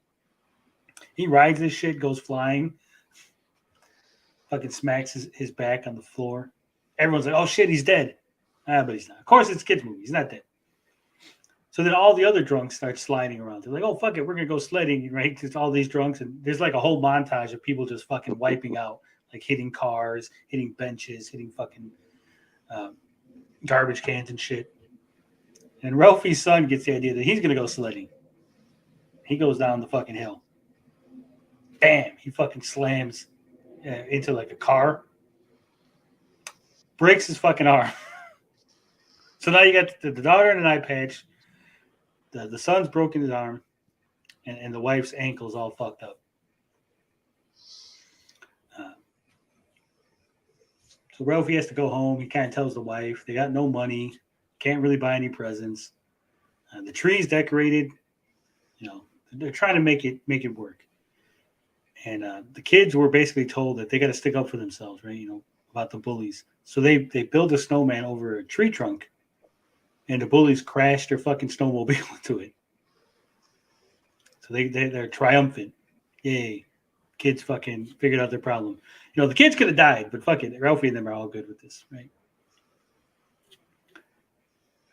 So then eventually, they had told the daughter, because she wanted an angel as a tree topper, but he told them, no. In Homan, we do stars, right? Because Santa won't come to your house if there's no star on your tree.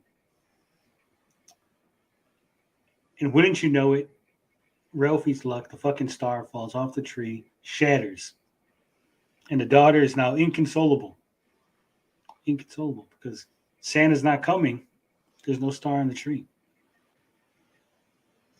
So, of course, Ralphie says, fuck it, I'm going to fix this. I'm going to go out.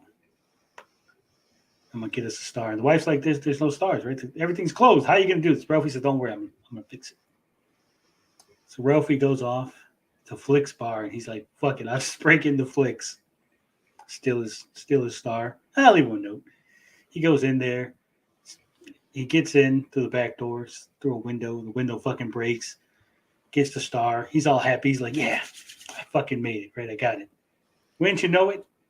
Fucking cop stops him. And because this is a Christmas story, Christmas, the cop is none other than who, Gary? Scott Farkas.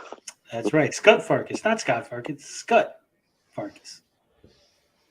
The bully, Scott Farkas, is the cop. Puts Ralphie in the cop car and he arrests him. And Ralphie's like practically pissing his pants because he's like, oh shit, Scott's going to beat my ass. He's going to lock me up, throw away the key. Now, Ralphie's has flashbacks throughout this, and he has like little like fantasy segments, just like in the original. So he goes past the fucking police station, and he's like, oh fuck, Scott's not taking me to jail. Scott's going to take me somewhere and just like beat the shit out of me and leave me for dead. But of course, Scott takes him home. He says, basically tells Ralphie, hey, after you whipped my ass, I realized I don't have to be a bad guy, right? I could straighten my life up. And now I'm a cop. I'm a good guy. He says, you're lucky, Ralphie. If it was anyone else had got the call, had went to the bar and arrested you, you'd be in jail right now. But I'm going to let you go. I'll let you go home with your family and spend Christmas. And so they kind of make up, him and Scott are now cool. So he gets the star, puts it on the tree. The day is saved. But then Christmas comes. And wouldn't you know it, there's extra presents under the tree. And they don't know where they came from. And it turns out, and this is where it hit me again. Like I was ready to fucking pull. The presents were from the dad. The old man had bought presents before he had died, and the mom found them in the basement when she was fixing the fuse. And so everybody got exactly what they wanted because the old man had bought the perfect Christmas presents like he always does. And then Ralphie's story about the old man is run in the paper because the wife gave it to them because Ralphie was going to write the obituary. So he gives them the story, and everyone's comes over and enjoys Christmas with them, reminiscing about the old man. And it's going to be syndicated, and everybody's going to know about Ralphie's dad, how great he was. And then the very end of the Christmas Story Christmas, Ralphie's mom had not read the obituary, so Ralphie's reading it for her. And it actually leads into the original Christmas story. The narration starts about, the best Christmas and wanting the BB gun. And it goes from Ralphie's narration right into the original narrator's narration from the original Christmas story seamlessly. You could actually watch the Christmas Story Christmas and then watch a Christmas story right after it. And it's fucking seamless. And I think it was one of the best Christmas movies I've ever seen. Like I said, had very touching moments. It had sappy shit, funny moments.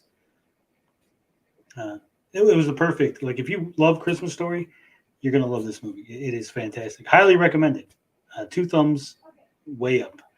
Gary, what problems did you have with the movie?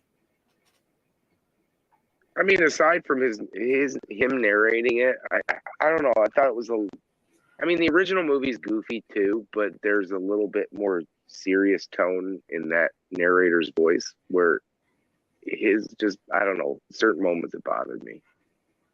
Other than that, no, I agree with everything you said. Like the ending to that movie, the way they tied it all in, and let the old man save the day again, and you're watching this whole experience time frame of him when he creates the story that everybody's accustomed to in the original movie. So the way that they did it was, I don't think they could have done it better.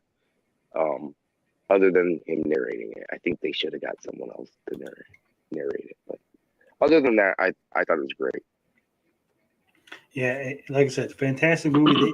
Everyone that was alive and willing to come back came back for the movie, including Zach Ward as Scott Farkas, the actors that played Flick and Schwartz, the actor that played Scott's little toady. I forget what the hell that guy's name is. But they were all there. Ralphie is the original Ralphie. The mom is a different lady, but I think that lady's like 90 or something. So she would have been like too old to play the character. But all in all, I think Christmas Story Christmas, if you haven't seen it, go out and watch it. It is going to be a new American tradition, I guarantee you. This is going to be the Christmas story for the kids of this generation, like me and Gary. We grew up watching A Christmas Story. Kids this generation are going to grow up watching this movie. Anything to add, gentlemen? Yep. Nope. I'll check it out. I like the first one, so I didn't really want to hear spoilers because, I wanted it to be a surprise. Well, sorry for that. Yeah, it's okay. That's why I tuned out. All right. Speaking of Christmas stories, Christmas Story Christmas was not the only Christmas movie that came out this holiday season. Oh, yeah. Mm-hmm. There was a Guardians of the Galaxy holiday special. Gentlemen, have you seen this? I was going to say movie, but special. Have you seen this special? Sure Yes. have. Everybody's just like, yes. Oh, man. Gary, did you see it? I have not. Are you going to mind the spoilers? I'm okay. One Inch Bicep says he's seen it. I seen it. Shamtastic, Unicorn, you might want to plug your ears. You haven't watched it. Yeah, it's actually good. So I'll try to keep it as spoiler free. It's not massively. I think it's massively spoilerific. There is one small revelation. There's a couple of small revelations. I mean, if you care about Guardians of the Galaxy, then yeah, you should definitely tune out. With that said, before we get into any spoilers, any breakdown of the movie special, Blinded, what were your thoughts? What are you feeling on this? I was surprised how funny it was. I mean, most Marvel movies don't make me laugh that hard, but there was actually a lot of good jokes in here, which is surprising for Marvel. So, what did you think? Oh, me. Yeah, I thought it was all right. It's it leaned a bit heavy on the goof, but I liked it. I like the fact that the GoBots are now canon in the MCU as well. and God of War. God of War, yeah. Bob, what would you think? I fucking loved it. It was my favorite MCU special show, whatever, of the year. I thought it was hilarious. Well, maybe that's going a bit far. I can't remember what other crap came out. But There's only I been loved two, it. Bob. Yeah. Well, shows and movies, whatever's come out this year. I thought it was amazing. I absolutely loved it. I loved the characters in it, the writing. I loved the premise everything. of it is The premise. is genius. I went in I was like, oh, it's just going to be another Christmas special, whatever. And the first 5-10 minutes really hooked me in, and then it just it just kept going, and I was like, oh my god, I love this. And I'm not big on Christmas shit, but I love this. Yes. Oh, Gary's gone. Gary's gone to 0%. Well, Gary Rest Gary in didn't want peace. any spoilers. I thought this was fantastic special. I didn't probably laugh as hard as Blinded, and the reveal, the big reveal. I think it was something I already assumed, right? So it wasn't like it was kind Well, of. it wasn't really an assumption. It was outright confirmed. No, I'm saying I already had assumed it before from watching the previous Guardians movie. Yeah, it wasn't really a massive revelation when you think about where Yeah. the character came from. It was a bit of a surprise to me. I don't really think too deeply on movies too much. There was a whole post about it like years ago, and they deleted it because apparently they didn't know what the direction was going to be. So I guess they just kept the direction. Right. So yeah. I don't read spoiler posts and I don't read spoilers. Well, it had pictures and Or, like, it was theories a or, like, deleted scene. Yeah, I seen that. I seen What that do you after watching the special. What do you mean you don't read spoilers? We did the whole live stream Yeah. spoiling the whole movie. I don't read spoilers. I spoil it for other people, sure. But I don't personally. Like, I'm not going to go out and, like, if someone's like, oh, this is a theory for, I don't really, like, go searching for, like, Guardians theories or DC theories or whatever. No, I actively had to stop watching some comic book channels because they kept putting theories in their videos which were not related to the movie. And it's like, oh, I can't even watch Comics Explained anymore because he's going to just go on a tangent about theories. All right, so Blinded, why don't you take the lead on this one? Give us the quick and dirty synopsis on the special. Okay, I'm trying to remember the beginning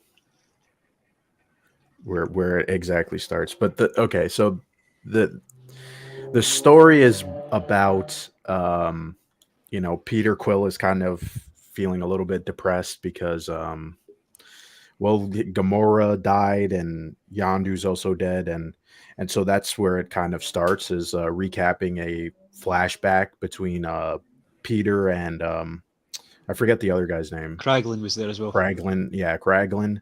And it was like this animated sequence where Yondu's kind of being a bit of a, I don't know what you would call it, abusive dad a little bit, where he tells them a bit of a Grinch, but I saw it as a abusive dad, but that's kind of his character.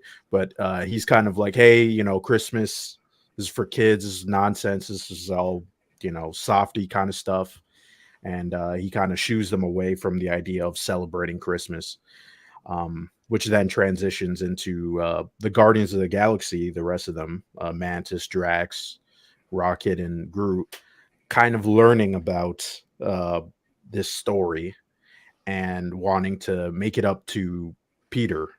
And so Mantis and Drax come up with the idea of getting him one of the best Christmas presents in order to sort of alleviate this reveal that she has. And we kind of mentioned it that she is Peter's sister, and so half sister, yeah. And so she and Drax decide to go to Earth and somehow convince Kevin Bacon, which obviously causes a whole lot of shenanigans because they aren't familiar with Earth culture and they don't know them, right? People on Earth don't know who Mantis and Drax are. Which spoiler or not spoiler, but like Marvel not keeping its story straight. If you watched, depending on where this takes place, right? But if you watched Miss Marvel, when she goes to Avenger Con, there's are people dressed wearing as Drax. Yeah. Yes. So it's a little bit weird, but they go to, I guess, the Walk of Fame or the Chinese theater in LA. And so they're sort of walking around, and Mantis mistakes one of the cosplay guys as Captain America. And so she freaks out and gives him a hug, and the guy gets scared. And some guys passing by, and they're taking pictures with Drax, and they think he's Kratos from God of War. So lots of like little jokes there. And they end up making a shit ton of money from just collecting pictures. Yeah. Posing as nobodies, right? They just make all this money. And so real Kratos. Yeah, well, Kratos is a nobody. Yeah. But real quick, there is a poster in the background when they're there for a movie from what the hell's his name? The guy from Eternals. Yes, well, this is after that scene where they're going to, I guess, like a bar or a club, and so they spend all their money on drinks. And there's also a cameo. The guy who is Javelin. Oh, Kingo. You're talking about Kingo. Yeah, Kingo. Kingo is there's like a shot of his poster, some movie he was in, but there's a cameo of Javelin from the Suicide Squad, and he was the bartender. So, Flula Borg. Yeah. So they basically get drunk and they're dancing, and eventually they run out of money, and so they have to leave the bar, and they have a little interaction with this woman who gives them this pamphlet that pretty much directs them to Kevin Bacon's house. So it's kind of convenient, right? Because that's who they're looking for. I think it's a map of the stars. Yeah. Yes. It's like all these different celebrities. There's like John Cena. They have like this little animation of the pamphlet of them driving through and looking for Kevin Bacon. But pretty much they arrive at Kevin Bacon's house, and they try to, get him out of the house. They use his little comm thing to call him out, and he's like, I don't know you guys, get the fuck off my property. And they're like, well, we got to break in, right? And so they break in, but they get distracted. They start picking up all these little knickknacks and stuff, and Drax finds this little elf that he's obsessed with. And so they pretty much break into his house, and Kevin Bacon gets, freaked out, and he calls the police, and they're chasing him throughout the house, and he ends up jumping off his balcony and running out to the street. And luckily the cops are already there in like record timing. And so he's like, hey, there's these weirdos. They're coming at me. They're going to kill me. And the cops try to deal with them, but Drax and Mantis, they're superheroes. So they just crush them, right? Just sort of like, you're pretty much nobodies, right? So, and then I guess after they deal with the cops, they sort of mind trick Kevin Bacon, and that's when he sort of snaps into a different personality, and he all of a sudden loves them, and he's like very happy, and he's telling them all these stories and such. And so they pretty much just take him away. They kidnap him, take him away back to the nowhere, the little head floating in space. And this is the part where I thought was funny. When they're driving back, there's just this scene where they figure out that Kevin Bacon is an actor, and they're just like, "Holy shit! Like you're a fraud. Like that's your whole career is just being a fraud." And it's like, yeah, it's true. And no movie really makes fun of that. So it was just kind of funny where they're just going back and forth about like all these stories and stuff. They're all fucking lies. What the hell? Why do you believe in them? Right. So that was funny. And so they arrive back and they have a little surprise party for Peter. Everybody, you know, threw up the decorations because they, you know, before they left, they actually stole a bunch of decorations from the store. And you know, Peter's very heartwarmed and stuff until he finds out that they kidnapped Kevin Bacon. And so he freaks out. He's like, "What the hell? Why did you guys take Kevin Bacon? Like, we got to take him back. Like, he's under fucking mind control, right?" And so they kind of reluctantly put him on the ship until he kind of realizes that, hey, these guys, everybody on this, you know, floating head in space, they don't really know the spirit of Christmas. So Kevin Bacon decides to stay around and teach him what Christmas really means. So he stays around and they have like a little musical special and they're all dancing and stuff and they're giving each other gifts and all of that. And it pretty much ends with you know, what we talked about with Star-Lord and Mantis coming to terms that they're, you know, half siblings. And, you know, Star-Lord is kind of touched by that. And, I mean, it was a very heartwarming part. I was touched by that. I literally had a tear coming down my cheek at that part. It was really We emotional. also find out that Yondu Yes, actually changed his mind about Christmas and gave the blasters. Yes, the iconic Star-Lord blasters.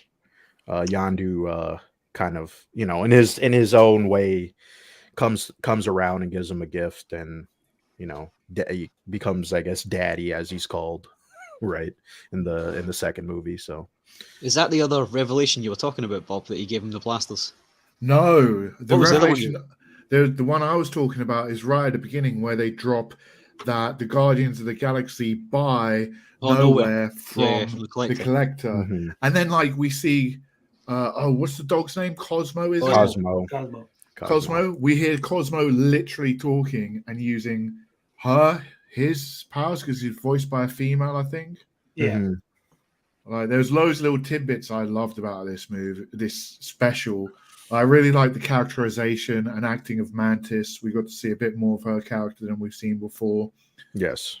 Got to see her a bit more emotive and a bit more range from her. Yeah, I just loved nearly everything about it. Also the joke with Bucky's arm. They gave Yes, as a gift. I was like, what the hell? Like, where did they? Is that in canon now? I don't remember Bucky losing the arm. Well, I think he gets a new arm anyway. He gets an upgrade, yeah, and also when Groot gets an original Nintendo Game Boy as well. Yes. Yeah. Well, they do also name drop Batman. Yes. Yeah, they do, They have yeah. a whole bit about Batman. Yeah. So I guess Batman, the DC heroes are what people in the Marvel universe read, right? Those are the comic books. Yep, because Batman and Superman, they both exist. People in the MCU, regular people will read Marvel comics now as well because they're writing them about the heroes. Well, that's how it is in the Marvel comics universe, but I don't think the MCU has shown. Well, there's comic art. You've seen in Captain America, the First Avenger, even as far back as that, they had Captain America comics. Yeah. I think was there any comics in Miss Marvel? I can't remember now. Yeah, I think in She-Hulk there was some. Yeah, Right. I think She-Hulk there was. Yeah. The one thing I wasn't too keen on was Groot's redesign.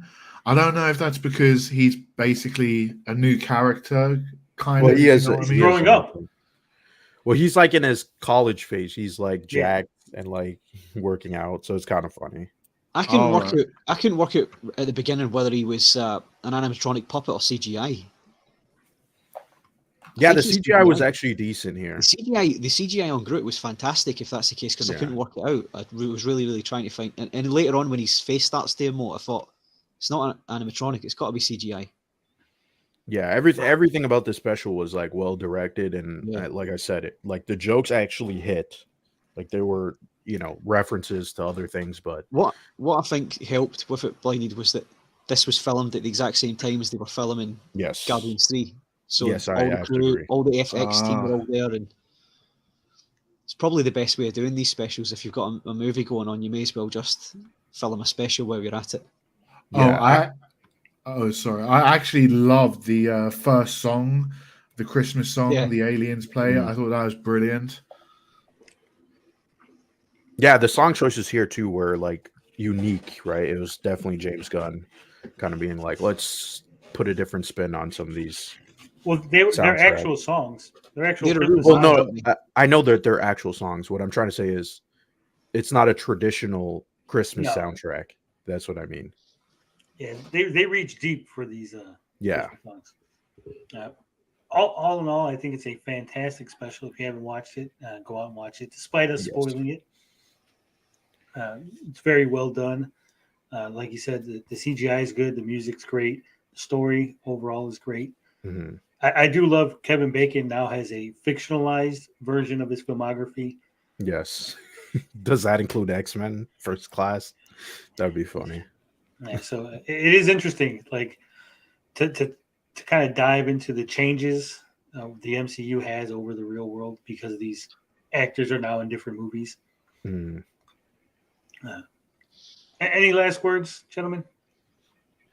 I thought it was good. I thought it never really advanced the needle too much, but it was a good. I do like the format, the special presentation format. I hope they keep doing this. I hope they do some more of them. Yeah, I agree. But I don't think it's going to be as good as this, to be honest. No, yeah, this sets a very high bar. Yeah, when they said, I think James Gunn had said it was going to be, this is quite important to what's going to be happening in Guardians 3. I don't really see that. Yeah. I don't think there's much that happened in this other than the revelation of them being related. Well, they out nowhere. But it's got me looking forward to Guardians 3 a lot more, if it's this quality. I think this was excellent.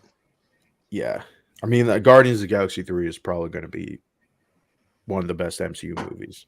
And it'll probably be their last as a group, because I think there's going to be a few deaths. If Well, I mean, they can't really bring them back because who's going to touch the characters?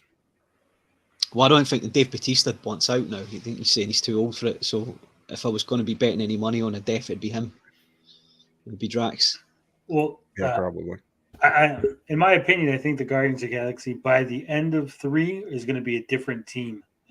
From the beginning, so it's going to continue, but it'll be like you said, because of the deaths and people leaving the team, it'll be completely different Guardians. I mean, who's going to want to continue with the characters? Someone else has to write for the characters now. I don't think they'll touch Guardians as a franchise now. I think the Guardians will just show up and I don't think they're going to show up at all, because you have to remember every single appearance they've been in outside of the movies, they were written by James Gunn.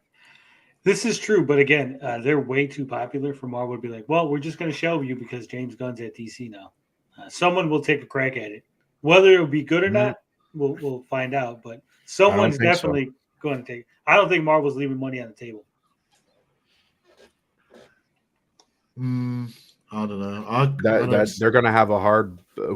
I think personally, no one's going to take it because. Well, if no one takes it, I'll write Guardians 4. Marvel, no. Call me up, Kevin. You got my number? Get on the horn. No one should write it. It will be a fucking disaster of Blade proportions if Tony touches it. Yeah. It'll be the greatest MCU movie ever. Terrible. I'll be deep. I'll be digging deep in the fucking Guardians lore. Don't worry. Anyway, watch it. Let us know what you think about it. Well, if they were to bring back the Guardians, just do Guardians 300 or the original Guardians. Yeah, I think they've already introduced quite a few of them characters. I think they weren't Guardians. I think they were part of the Ravagers, weren't they? Yeah. But I want Van Sastro. He's not showed up. Oh, because he was a mutant, so it was kind of a. Well, they can use him now. Now they can. Well, they didn't even have to refer to him as a mutant. Well, he's not a mutant. Well, let me rephrase that. Vance Astro isn't a mutant in the Guardians. Vance Astro is a mutant when he becomes Marvel Boy, because the character has like a split in his timeline where one version goes off into space and one version stays on Earth. Yeah. Look, 1 Inch Biceps is going to co-write it with me. He's never seen the movies or read the comics. It's fine. Oh God. You're ideally placed then. Well, actually, who was it? Was it Marvel who recently came out and said that they don't want fans of the comics? Nat Moore said that, which is insanely stupid, and I don't think Nat Moore has been a producer long enough to say shit like that. I understood the sentiment that he was trying to make. The sentiment makes no fucking sense. Let's keep it real. We'll get to it. Justin View says, "Did you guys like Guardians 2?" Yes. Yeah. It's like top 2. I think Guardians 1 I think is better than 2. Yeah, Guardians 1's better than 2. I see them as both on equal footing. I've seen them so many times, so I'm biased. Yeah, for me, it's a toss-up between either one. It depends on what mood I am and on what day, which one I prefer more. There's in my opinion, there's 4 good Marvel movies, like ones that I can watch over and over. It's the Guardians, the 2 movies, Winter Soldier, and Infinity War. Everything else is okay to me. Not Iron Man 1. No, I got sick of watching that movie. I'm super biased. I can watch any Marvel movie over and over again. I mean, I'll sit down and watch Ang Lee's Hulk. Fuck no. So, all right. So I was getting that quote by Nate Moore, so we can get the exact quote. So we can see exactly what this guy said. Because, hey, we don't want to misquote anybody, right? So during a recent interview on the podcast The Town with Matthew Baloney, Marvel producer Nate Moore opened up about why Marvel refuses to hire fans to write their movies. He says, in the quote, "For me, one thing I think is interesting about Marvel's process, and specifically for writers, I would say a lot of times we're pitched writers who love Marvel. And to me, that's always a red flag. Because I go, oh, I don't want you to already have a pre-existing idea of what it is because you grew up with issue 15 and that's what you want to recreate. I want somebody who's hard on the material, who goes, what is this? I think there's a movie here, but maybe we should be looking at it in this way." And I think, again, the best example of this for me was Marcus and McFeely, who weren't comic guys coming up, but were like, wait, Captain America, this seems a bit weird. What if we kind of looked at it this way? And they weren't married to anything. Nothing was, there was nothing sacrosanct. And I think that's important to be able to go, look, the source material is great and I love it. And comics work great in the medium they were built in. But that's not a direct one-to-one translation to the best version of the movie. And sometimes it takes someone who's out of the culture to go, hey, I know you think it should be this, but maybe it should be this other thing. And again, I understand the last part makes sense. But what came before it makes absolutely no sense. Okay, so tell me why you think it makes no sense. Well, first off, who is his boss? Who is his boss? Who is the person who's running Marvel Studios? Someone refresh my memory. Kevin Feige. And what Kevin Feige, the guy who's produced a bunch of Marvel movies outside of the MCU, the guy who consistently says, I've grown up reading comics, I'm familiar with a lot of these characters, I continue to read comics, and he's the one that's in charge. Yeah, but he's not the writer. But Kevin Feige has, when you're a producer, you still have a crap ton of creative input. Right. So, and then let's also move on. Who are some of the most influential directors in the MCU? James Gunn, the Russo brothers, Joss Whedon. Okay. Jon Favreau. Okay. These are all people who either, one, are familiar with the source material. One of them, Joss Whedon, has written for Marvel Comics.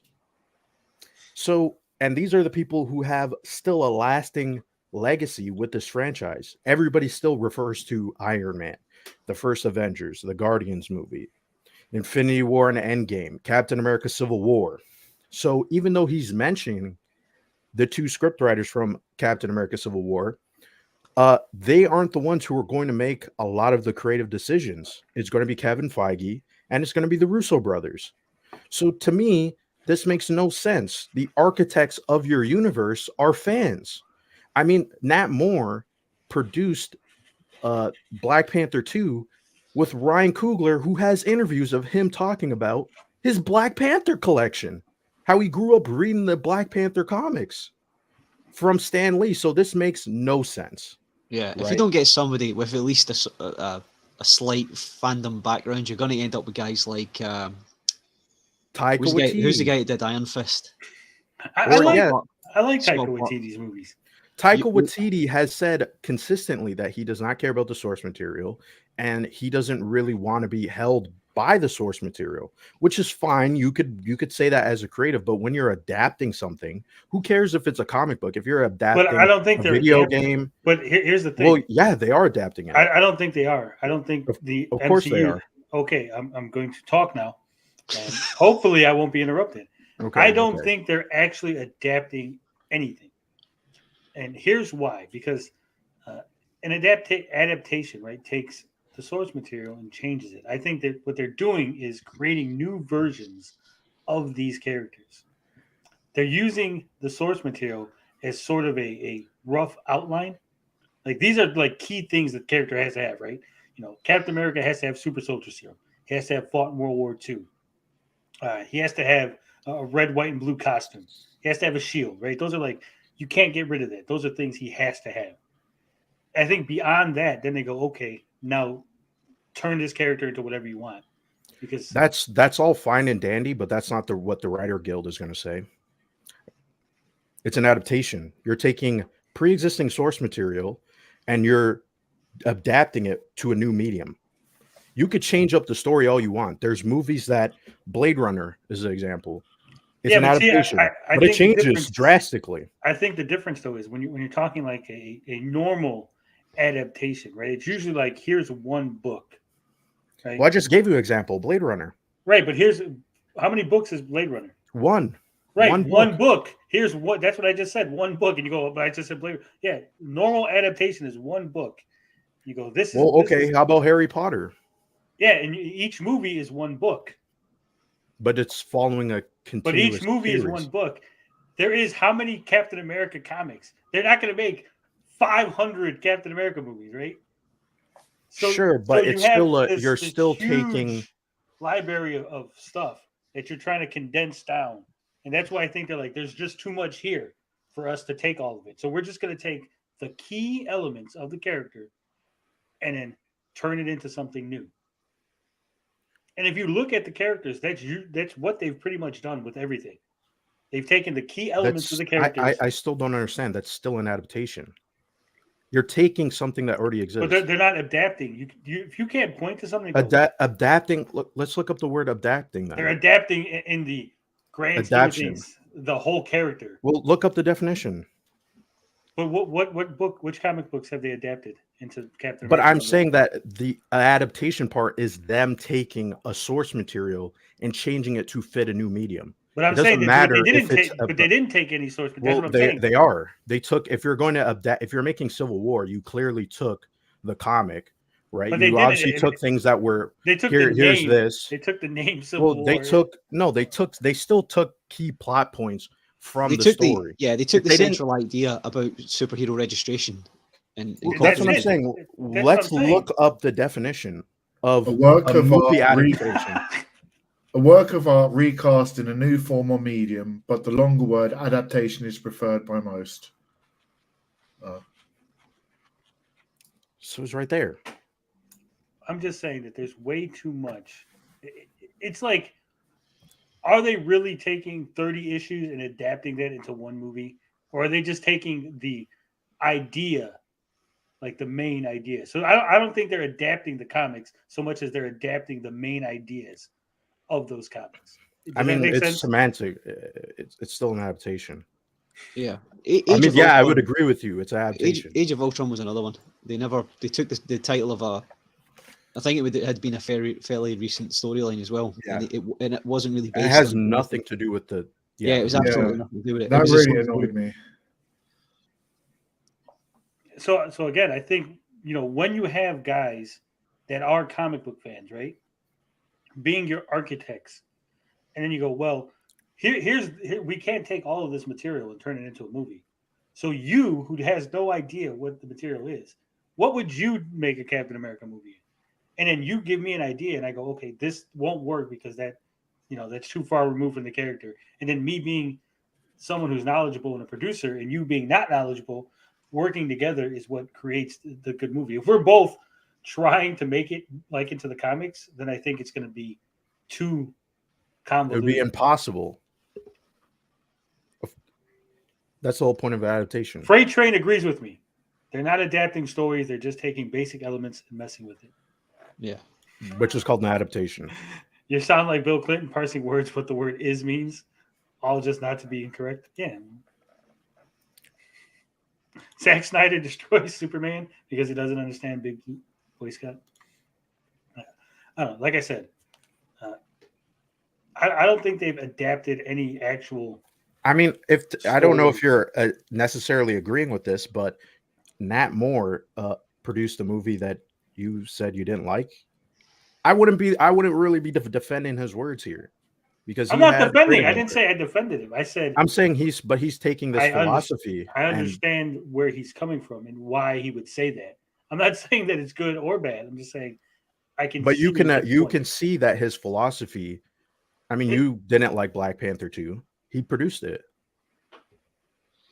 But you said Ryan Coogler has a huge Black Panther collection. Sure, yeah. But I'm also saying, too, that he produced it as well. Yeah, but my problems with Black Panther weren't the adaptation elements or what they took and changed from the story. My problems with Black Panther 2 had to do a lot with they should have recasted T'Challa. Personally, people might be upset with this. Nat Moore and Ryan Coogler's decision. People might be upset with this, but I don't think T'Challa was that big of a cornerstone in the MCU to have so much of the movie focused on him being gone. Yeah. Right? Yeah, especially when you consider the fact that he had already been gone for 5 years. Yeah. Mm-hmm. I mean, again, Chadwick Boseman dying, very sad. I get it, right? But all the clips were like from Black Panther 1 because he's literally been in one full movie, part of Civil War, a little bit of fucking Infinity War, and a tiny bit of Endgame. And Endgame, yeah. So if you add it up, it's probably like 2 movies total if you add them all together. Well, that's what I'm trying to say. Ryan Coogler made a bad creative decision, despite being a fan. And Nat Moore was like, we should double down on this. If you're a producer, you would be like, hey, maybe we shouldn't do this. Maybe we should wait. Kevin Feige should have come in and said, hey, this is a bad idea. And now, I mean, they're trying to obviously reconcile and try to do something where they're keeping the character, but they're not really keeping the character. So. Was that not ultimately Feige's decision, though? Did that decision fall to Ryan Coogler? Yeah, and I think it was on pure emotion. Yeah, it was a bad decision. Should have been delayed. I agreed with you. I think you said that, Blinded, that the movie should have just been shelved. Yeah, just shelve the movie and let time pass, and come up with better ideas. Especially now that we've seen it, because now that we've seen it, there's nothing in Black Panther 2 that was revelatory. I mean, we're speculating that there was a Latveria connection, and there wasn't. If there was, then it would have been important to have showed that movie at that point. Even the revelation of Namor being a mutant, that could have waited. You already had Miss Marvel as your I've had a first few mutants pop up. Yeah, Okay. I mean, but so I have a Namor question could for you guys. I want to ask you guys a serious Black Panther 2 question. I haven't seen it, but go for it. Oh, so Bob, you might not be able to answer this, but for the two of you who have seen the movie, yeah, did not a single Namor, Talakanin, warrior, people, whatever you want to call them, did none of them get snapped? I don't even think that's addressed in the movie. Because to me, I think that would have drove him to the surface, right? Like half his people disappear. He'd be like, "What the fuck's going on?" Well, maybe he was snapped. Well, that would be even worse. His Yeah. people would be like, "What the fuck's going on?" The surface must have did. This got to be the surface's fault, right? Well, I then- told you that his motivation makes no sense, right? Like it's cobbled together, and clearly it was something that was there before Chadwick Boseman passed away. That's what it comes across as. You know this 5-year gap shit. This is a big Yeah. problem going forward. Well, They that's shouldn't why I have had a said 5-year gap. that the 5-year gap was actually a huge opportunity that Marvel fucking blew. Yeah. Because in Endgame should have had a whole bunch of new heroes that Yes. you've never seen before, and then they could have filled it in with movies that took place in that 5-year gap. Inside the gap, yeah. 100% agree. And then there I've wouldn't have got been this. there wouldn't have been any need to have any stupid big cameos. It could have been. There's already an in-universe reason why they're not there. Yeah. Yeah, because why weren't there loads of smaller scale, or what do they call it, street level heroes pulling up their socks and coming to the aid of the public with the absence of all the big heroes? It kind of makes no sense. Just the practicality of the fact that people snapped back in 5 years at the exact place they were. All these people dropping out of the fucking sky who were sitting in an airplane 5 years previous. They never addressed any of that. Well, not only that, if you know anything about science, the Earth actually Yes. moves. So everyone would have Yeah. been like, Totally It's- off. They'd be in the middle of fucking space. some Yeah. of them in space, some of them might have ended up in a building because the building is 2 feet to the left, and that's where the Earth is now, 2 feet to the right. So No, but they wouldn't have even been inside the building, Tony, because they wouldn't. The Well, Earth not would have even been that. They totally wouldn't moved. have. The solar system moves around it's the right Milky behind. Way. It doesn't stay in a static place. Yeah. yeah, that too. So there's no way any of those people would have snapped back at those places on Earth. They would have been in space. Yeah, the same thing with Back to the Future. That's the same reason why when he goes back in time, he would just be like, the car would be floating in space somewhere. Mhm. But Well, either look, way, it- like none of those guys, none of Namor's people snapped, which makes no sense to me. Mm. That's why I feel like probably originally the snap was going to be like they were going to shelve Black Panther. The snap would have been the reason why that they came to the surface, because Namor would have been like, "What the fuck's going on?" They probably know what's going on.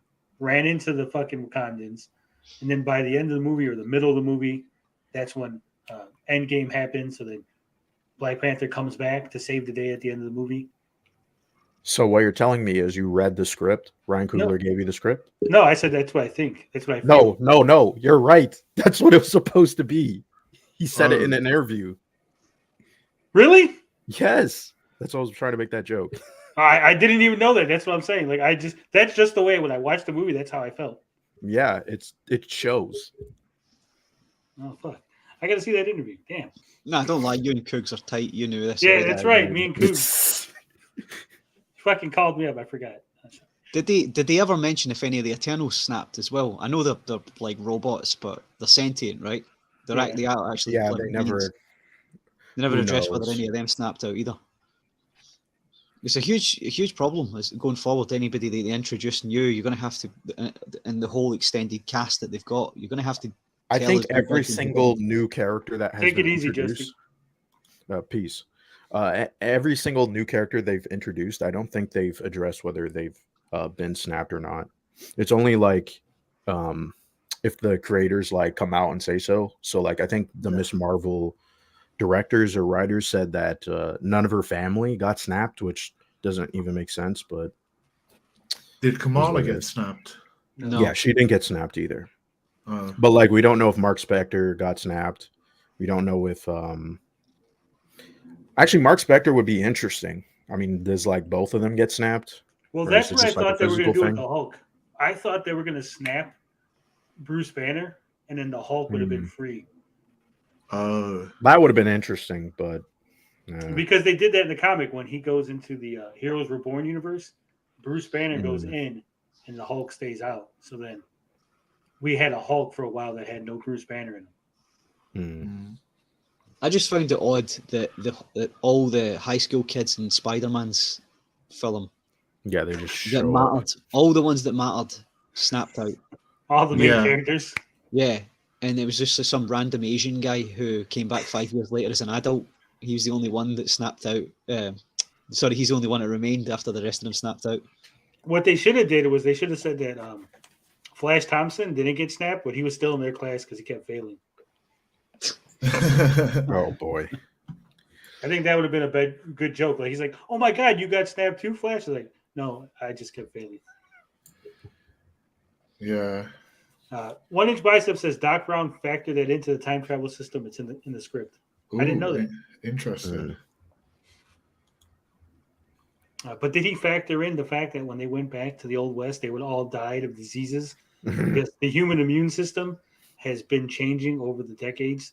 And food that people in the Old West would eat with no problem would run hell with our digestive tract nowadays because we're so soft and used to having food that, you know, going through the FDA process that we all the little microbacteria and stuff we don't get. But in the Old West, they would have been eating that shit like nothing.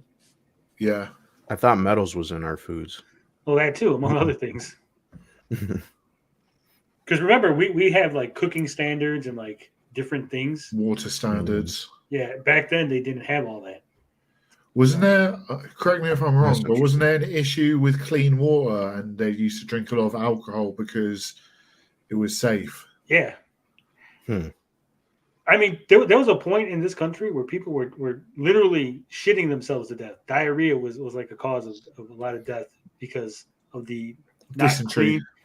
clean systems. You know, the water's being, you know, throwing shit on the street. The water's being contaminated.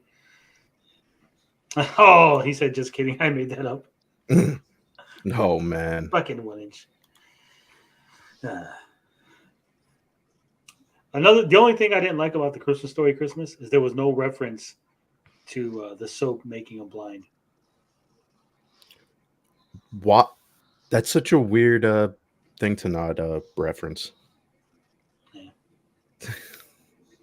Well, I'm saying because, like, you know, it's a little minor plot point where like getting soap in the mouth because, you know, getting punished. Yeah. Right. I mean, that's that's weird. It's such a famous scene, so it's like, what the heck? He does reference when they go to see the Santa Claus. I forgot to mention this. He tells the kids, "Be careful! Don't let him kick you in the face." Oh man! And they look at him like what? Oh man, that's actually funny. Oh boy! And there's even a part where he tells a story about Scud Farkas at the end. And the wife's like, wait a minute, that really happened? And he's like, yeah. And the mom's like, yeah, Ralphie beat the snot out of that kid. Oh man. Now I have to watch these movies back to back. You got Yeah. All right. India suffers from a lack of running water system. Millions of people due to their business. Oh, don't get me started. There's like a lot of corruption in India over the water systems and stuff. God damn. Right. Speaking of shit, have you Nice seen segue. the Callisto Protocol season pass information? Yes. Because it is quite interesting. To Questionable. say the least. Oh my god. This comes to us from Video Game Chronicles. The Callisto Protocol season pass includes new player death animations. The survival horror game has been marketed on its gory death sequences. It's posted by Chris Scullion.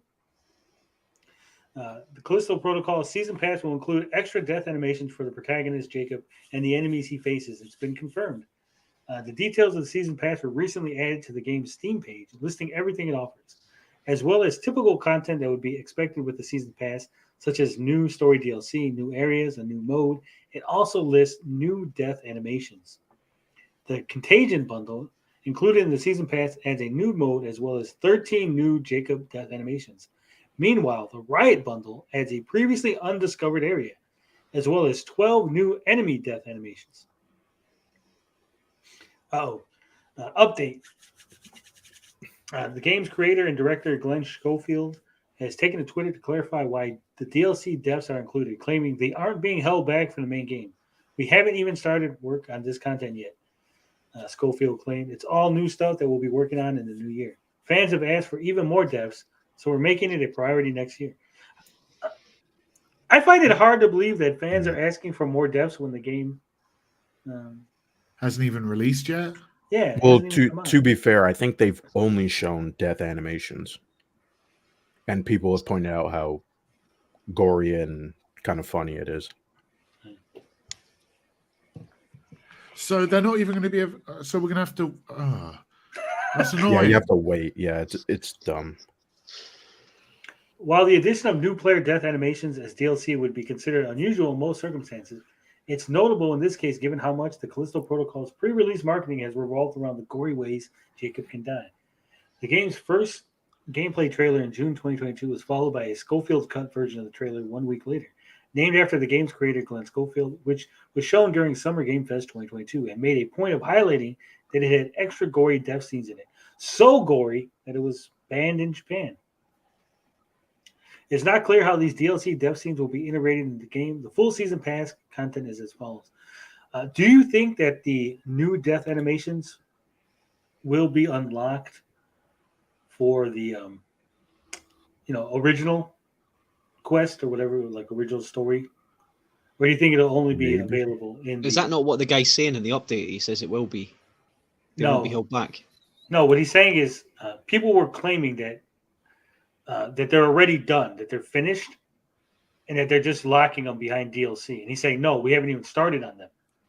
Well, so if it's new enemies and a different environment, then I would say no, because all the animation deaths that we've seen are all environmental or enemy deaths.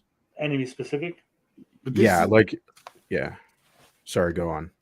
No, I just don't get what the tactic is here, because surely some people, now I'm partially thinking, well, I may as well wait for these death animations to come out before I even play the game or buy the game. Because I want to play the full experience with everything in it. And if they're adding stuff. We got to point this out. Freight Train pointed out that Blinded said, to be fair. So we got to get an I Suck Cox button. And for those of you not in the know, Vito and Dick on the Biggest Problem in the Universe has a thing. If Vito says, to be fair, he plays the I Suck Cox. To be fair, I Suck Cox. Is that Vito's? I don't watch much of Vito. Is that his phrase that he keeps repeating? Well, he was. At one point, he was repeating to be fair a lot. And Dick was making fun of him. He's like, well, to be fair, I suck cocks. To be fair. That's how he talks. Yeah. To be fair. Yeah. We're not going to steal Vito's bit. Don't worry. We'll come up with our own. Hey, everybody. I'm Vito. That was accurate. What the hell? Yeah. I told you, man. It's my only talent. I have no other talents. I can't do Tony. I tried, but you can do Brett Weiss, Vito. Anyone else? Oh, I'll be breaking one out next Friday. Stay tuned. What's his name? We had him on. Fuck. Who? Top Loaded. I'll be breaking a new one out next Friday. Oh man. So He's a good sport. He Top Loaded was a good sport about it. He got back to me and he said it was spot on. Just hope I had to make sure, because he's going to pop up in here at some point in the future, and it's going to be there'll be a bit of an elephant in the room when he turns up and I'm there. Yeah. Oof. So I wanted to get it out there right away. So again, if the death animations are locked to specific enemies and those enemies only appear in the DLC, then I can understand. Right, but if they're going to be death animations that are available with enemies that are already available in the base game, then I guess you'd probably wait, right? Because you want the whole experience. You want to be able to get all the death animations. Yeah, I'm wondering if they're going to be variation death animations, if you know what I mean. So I think maybe they did confirm that. Because if you see, there's you can go down one part and you can die in like several different ways. Yeah, so you can die in several different ways, but they might add even more ways for one part. So as DLC. And also the game is linear, so I mean we would have to see if what Tony is saying is true, because I think it could go either way. I can't believe we're at a stage now where the downloadable content is a different way to watch your character die. Yeah. Well, that's the selling point of this game. So I That hope was, it's good. That was one of the things they had in the. I don't know if anybody remembers it. PS2 Punisher. There was lots of Yeah. and they had to cut that out. There was a lot of it that got cut out that got censored. Right, yeah, I remember. Well, it seems like another regression. It's going back to selling. Was it on the first? Well, not the first. Oblivion, weren't they selling like a saddle? As that was like one of the first DLCs. Oh God, Bethesda. You mean the horse armor? Yeah, the horse armor. It seems like we're going full circle because we've had times when DLC has been really bad and it got better for a while. Now it seems like it's getting bad again. No, I like DLC like that, what you're talking about, when it's just a fucking saddle, because it's an easy thing to ignore. Easy skip. Yeah. But when it's things like this, which is a selling point of the game, you want this. So it's like you said, Bob, you wait for the, not the Game of the Year edition, because it may be shit, but I mean like the Ultimate Edition or whatever. Yeah. I hope this is not shit. It comes out next week.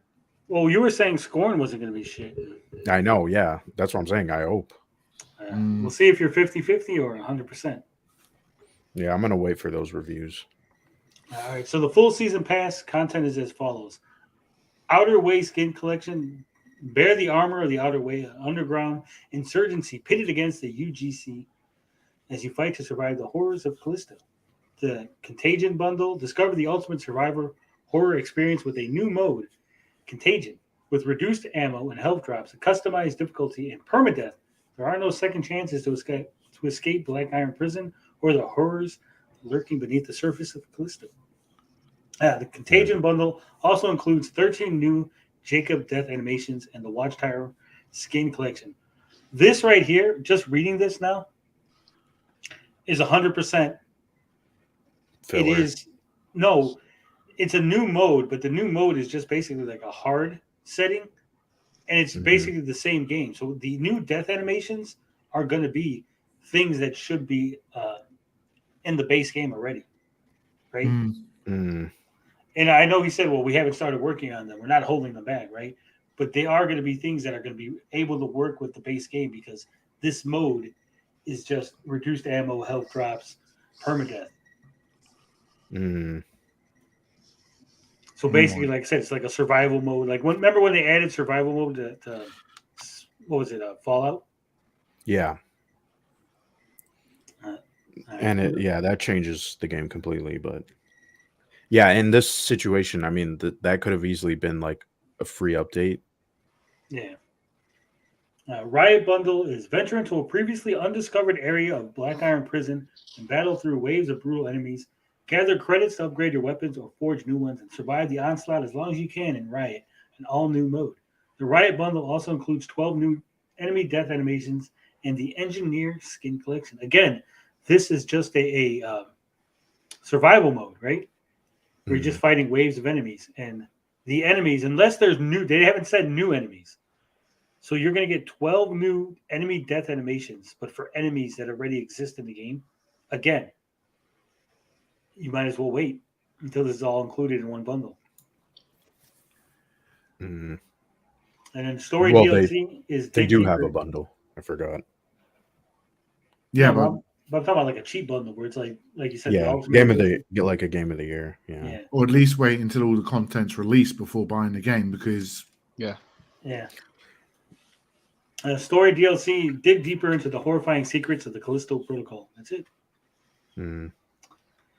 Yeah. Well, so, this is what sorry, Tony. This is what I do, Bob. On that point, that's what I did with Spider-Man. I waited until all the DLC content was out. I don't buy games and then buy DLC.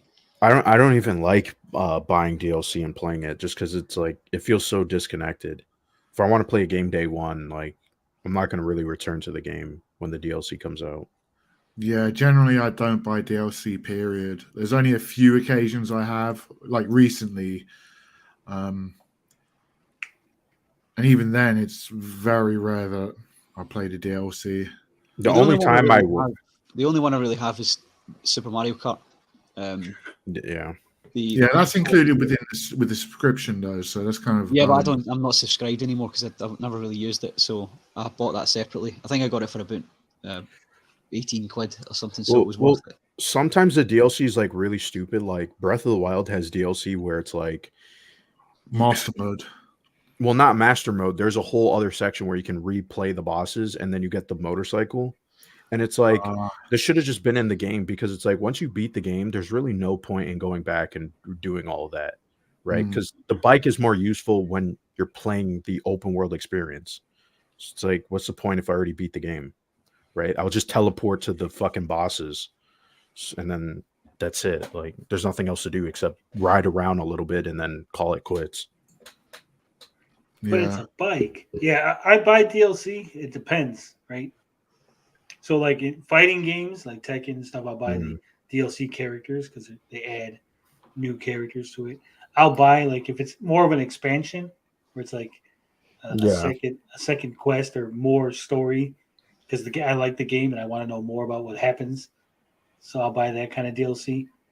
But like a lot of this cosmetic shit, I don't care. I don't need the Princess Tiara crown for my characters while I'm playing some fucking JRPG, right? I don't give a shit. I don't know. Put cat ears on Master Chief or in my Destiny 2. I want that shit day one. Oh my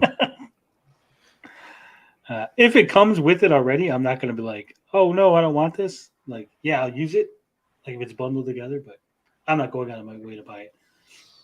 Like I love Senran Kagura. It's a pretty fun game, pretty fun Dynasty Warriors type game. Even with the little anime girls and knocking off the clothes, right? But I'm not going out of my way to buy like every single costume and every single bra and panty for like $5 each. Like, no, fuck that. I'm not spending $300 on cosmetics so she can wear bubbles. Mm-hmm. One Inch says if I like the game, I'll buy it. Pretty much. Yeah. All right, so what do you guys think? Callisto Protocol, DLC, Death Animations. It's a good thing, bad thing? I don't like it. It basically makes it not worth buying the game day one for me, and I'm just going to wait for the season pass content to be released before I even touch this game. Yeah, locking a big feature behind a paywall is never good. Yeah, I agree. Yeah, it's just stupid. It's greedy. Yeah. I wholeheartedly agree with everything. I think a lot of what they're selling you as DLC could have easily been either a quick update for free, or it could have been included. If you want to keep the mode as DLC and then give the update for the death sequences for free, I think people will be more appreciative and they probably would buy the modes.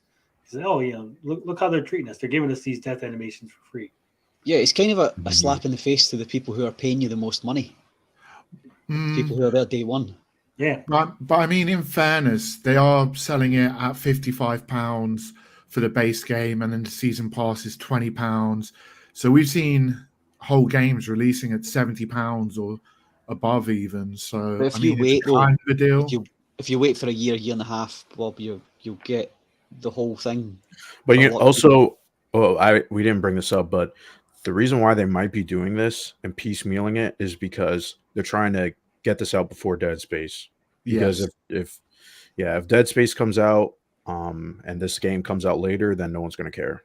So, well, this is true. So we'll see how it goes. We'll see if the game is any good, if it's even worth getting the DLC, right? Because hell, the game might come out and it might be shit. We'll find out, and we'll let you know.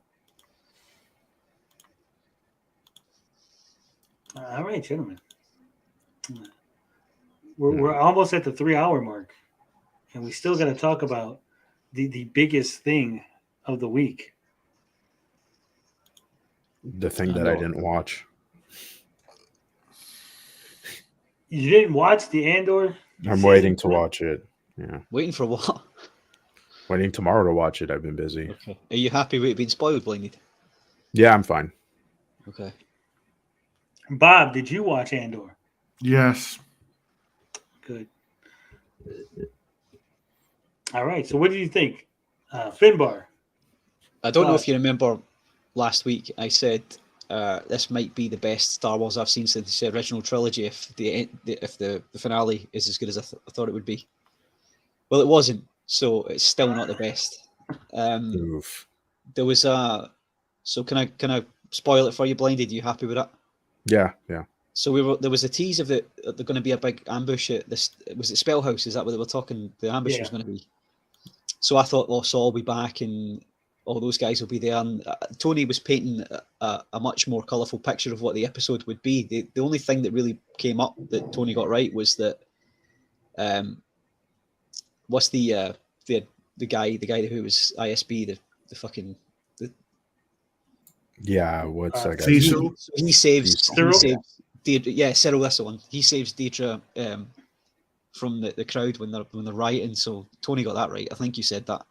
Yeah. But the whole Spellhouse thing happened off screen. That kind of pissed me off. I was thinking the only battle that would have been a big spectacle happened without us even seeing it. So that bothered me. So most of the show was just centered around the riot that happened in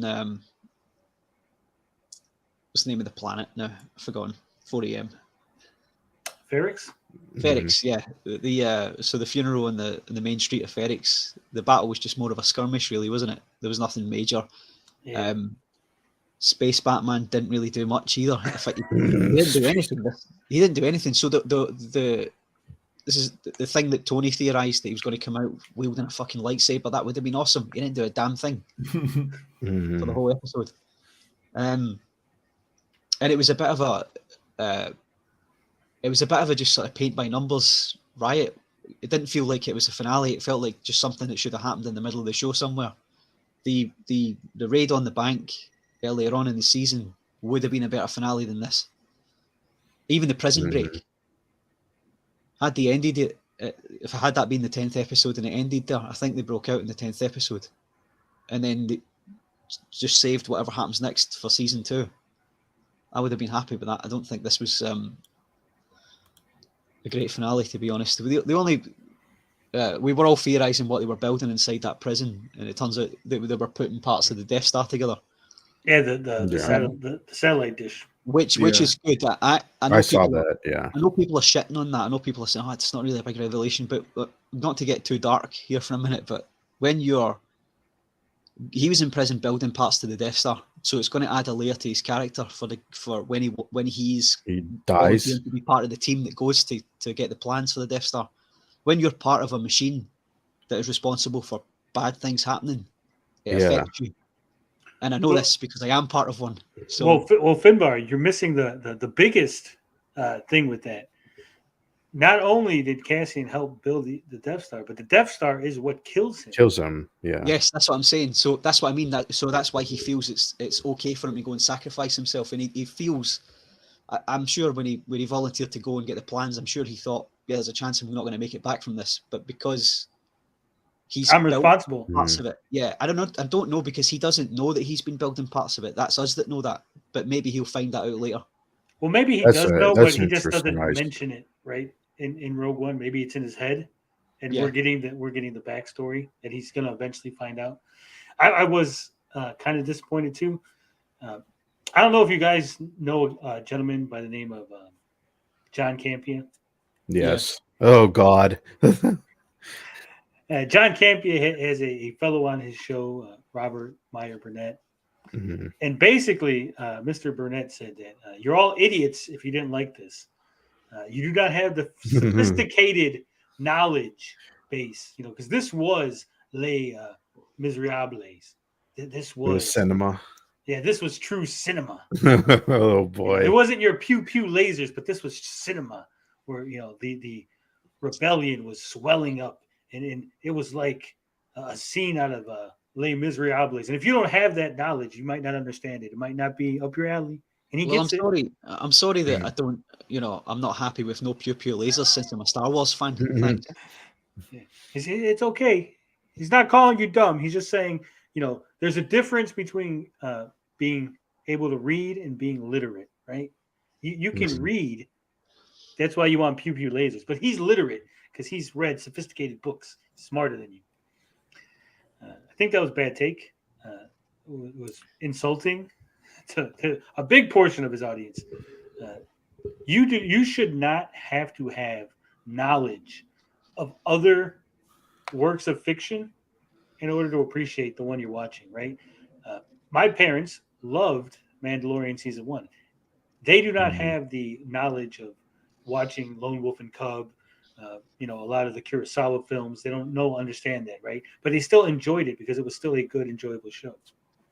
This, however, was a big letdown because a lot of things were being built up, this Krieger stuff with Saul Guerrera, what's going to happen, the big attack on Spellhouse off screen.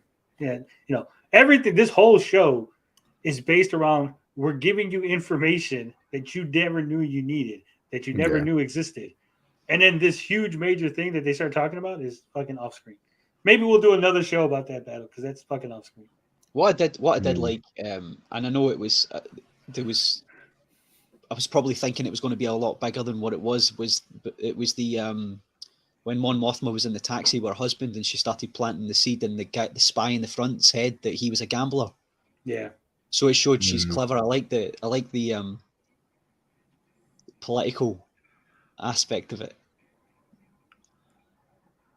I thought we were going to get something a bit bigger than that, but I actually liked the way that was dealt with. It makes me wonder if this show will play better if you watch 1 and 2.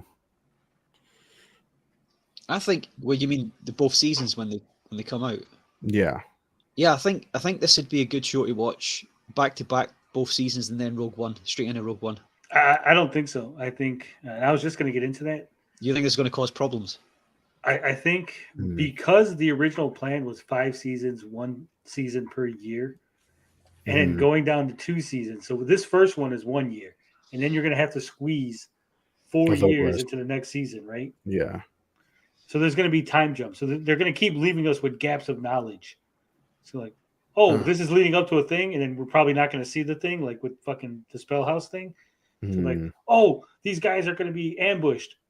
Next episode, the time jump. Oh, those guys all died off screen. Yeah, you're gonna hear about events that you've never seen. Yeah, I get that. I do kind of wish it was 5 seasons now, to be honest. Yeah, I wish it was 5 seasons, but I kind of wish it was like a show that was longer than 12 episodes. Yeah. I was right about the final episode being about an hour. I remember saying that last week as well. Because obviously I haven't seen the finale, but even when you watch the prison break and the heist scene, something about those feel like they could easily end and then you could start another season. That's because this is a complete mess of a show. I don't think it's a mess of a show. Long. I think that there was something trimmed where it's we have to maybe not have just 24 episodes. I think they were overly ambitious with their ideas, and then at some point they told them, "Hey, you gotta cut it down." But please don't get me wrong. I enjoyed this show overall. I just thought that the final episode was not as good as some of the earlier ones. I still think it is. I mean, it's better than Book of Beta Fett and Obi-Wan, and I hate those shows for the passion. Yeah. Well, I would say it's on par with The Mandalorian for me. All right, so let's go around. Overall thoughts on the season and the finale. Finbar, what do you think? The season overall was excellent. The finale was a letdown somewhat, and I suppose I'd have to give the overall season a 7. I'd give that last episode a 5+1. Bob, what do you think? Overall thoughts on the season, the finale? I'll give it an 8. Sorry, overall an 8. An 8 season overall an 8. I like bits and parts, and I like the idea of it, but it felt like they were cramming so much into one season, and they could have spaced it out better. I don't know. It just didn't gel with me overall. Not my kind. I like a lot of the world building and character building and stuff, but as like one series of thing, nah, I'd give it a 6. What about the finale? What would you give the finale? 5. Oof. Blinded, you haven't seen the finale, but your thoughts on the season so far? I would up to what I've watched. I would say it is a good series, like in terms of it being that this is about world building and seeing the other side of Star Wars. It's not about what we normally associate with Star Wars, right? With the Jedi and good versus evil. It's kind of gray, and it follows a character that's not really important in the grand scheme of the story. So I think it's just a change of pace, and it sure it is ambitious, but I mean it's still more ambitious and more interesting than the sequel trilogy or Solo. Like those to me were just like abysmal, cliche, boring. Yeah. So I'd rather take this, even if it doesn't succeed in everything it accomplishes or tries to achieve, I should say. So that's my take. Was it the John Campea show that also broke that Kathleen Kennedy may be out as well? I don't really believe that too. I don't believe it either till I see it. But if it is the case, then she's not going to get fired. I don't know why people keep saying this. She's never going to get fired. No, Bob Iger loves her. Yeah. That said, I think that up until this episode, I would have been like, "Oh my god, this is fantastic series." I was stoked for the finale. I was like, "Yes, we're everything is coming to a head, right?" Mm-hmm. And I was so let down. It was. But we've learned a lesson, though, haven't we, since She-Hulk? Yeah, we have. Yeah. Stop getting your hopes up. Or write better finales. Yeah. What's your score, Tony? Oh, sorry. My score overall, I would think before the finale, I was going to go an 8. With the finale, I'm going to give it 6.5. It was that. It hurt that much. Not showing the battle at Spellhouse. Yeah, that was a big letdown. That was a big thing. Andy Serkis's character just. I know this is how we do it in Andor. We just leave characters behind, but he was such a good actor in his role that I wanted him to at least come back to like give a scene where he's getting interrogated or something, right? The whole because his fate was left up to ambiguous. Yeah. So he may be back in the following season. I hope he is. I like Andy Serkis. I wouldn't be surprised. Yeah, I think he'll be back. The speech by Marva. She gives a big speech pre-recorded on BMO. It's kind of right?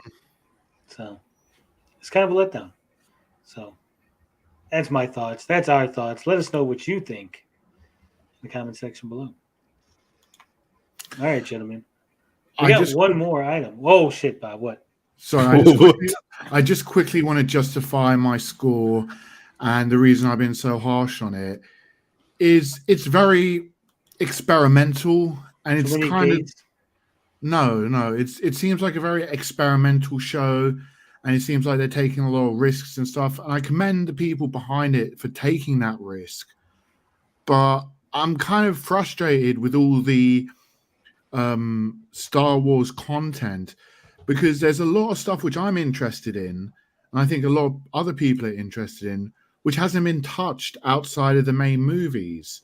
Like I'm really interested in the history of the Jedi and all stuff like that, and it doesn't seem like we're ever going to get more content on that.